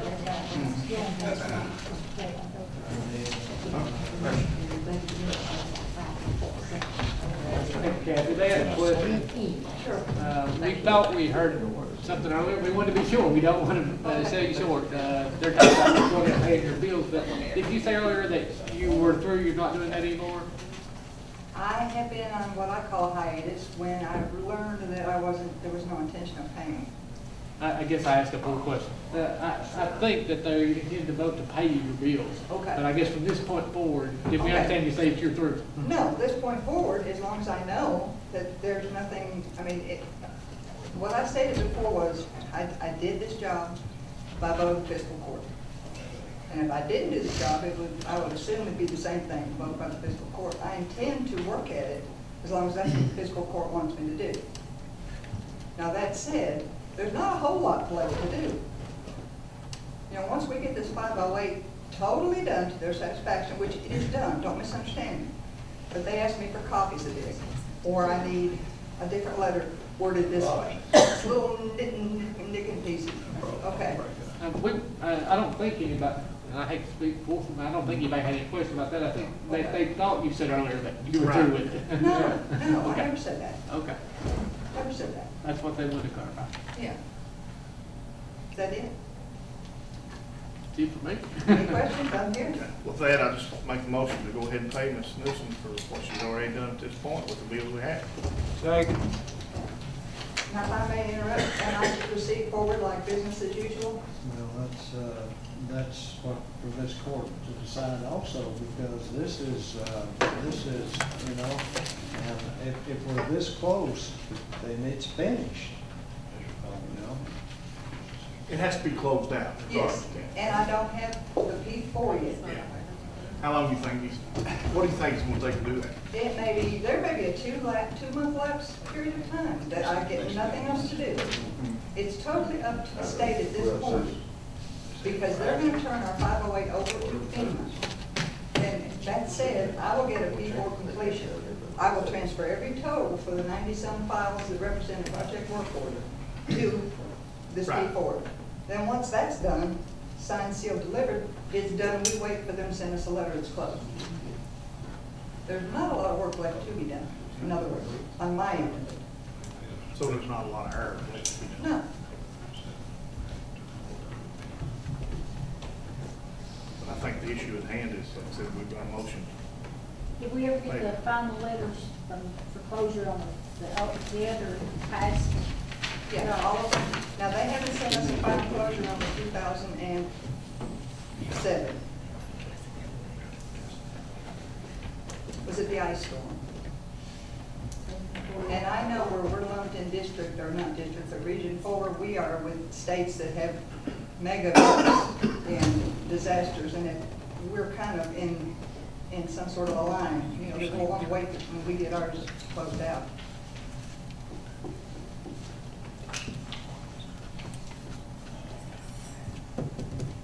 Okay. Anything else? We have a motion by Magistrate Goble. Ronnie. I say. Second by Magistrate Akers. Clerk will call the roll for it. Vote. Magistrate John Goble. Aye. Magistrate Hattie Owens. 4. Magistrate Warren Jarrett. Forward. Magistrate Ronnie Akers. 4. This time, Judge, also, we have the ABC money forward to the sheriff, January 1, 2000, not right now. January 3rd. January 3rd. Motion. January 3rd, get paid. Second. Motion by Magistrate Goble, second by Magistrate Akers to provide the Sheriff's Department with the $50,000, the ABC money. Clerk will call the roll for the vote. Magistrate John Goble. 4. Magistrate Hattie Owens. 4. Magistrate Warren Jarrett. Magistrate Ronnie Akers. 4. Okay. Motion to adjourn. Motion. By Magistrate Goble, second by Magistrate Owens. Clerk will call the roll for vote. Magistrate John Goble. 4. Magistrate Hattie Owens. 4. Magistrate Warren Jarrett. Magistrate Ronnie Akers. 4.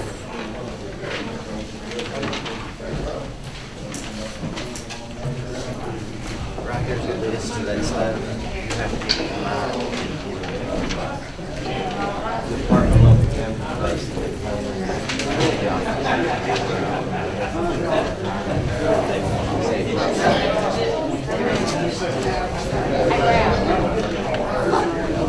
What am I supposed to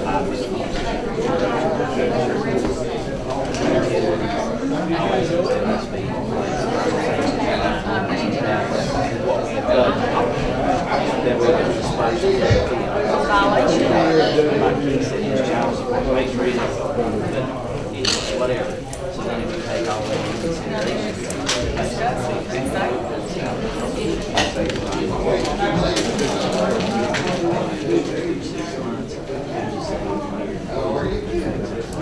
I would say this church has violations of that fits with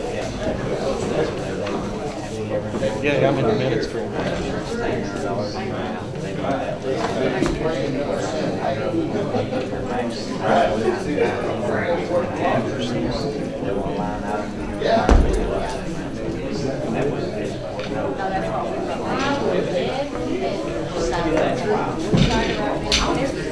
You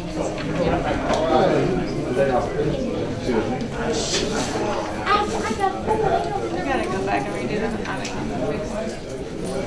to go do them. She was asking, it's probably a good point, they didn't actually do anything about the clerk and sheriff's insurance and retirement today.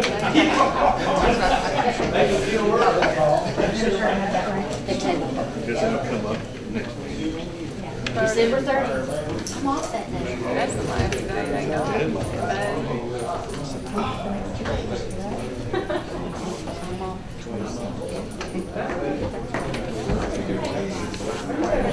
Do it like Christmas Eve.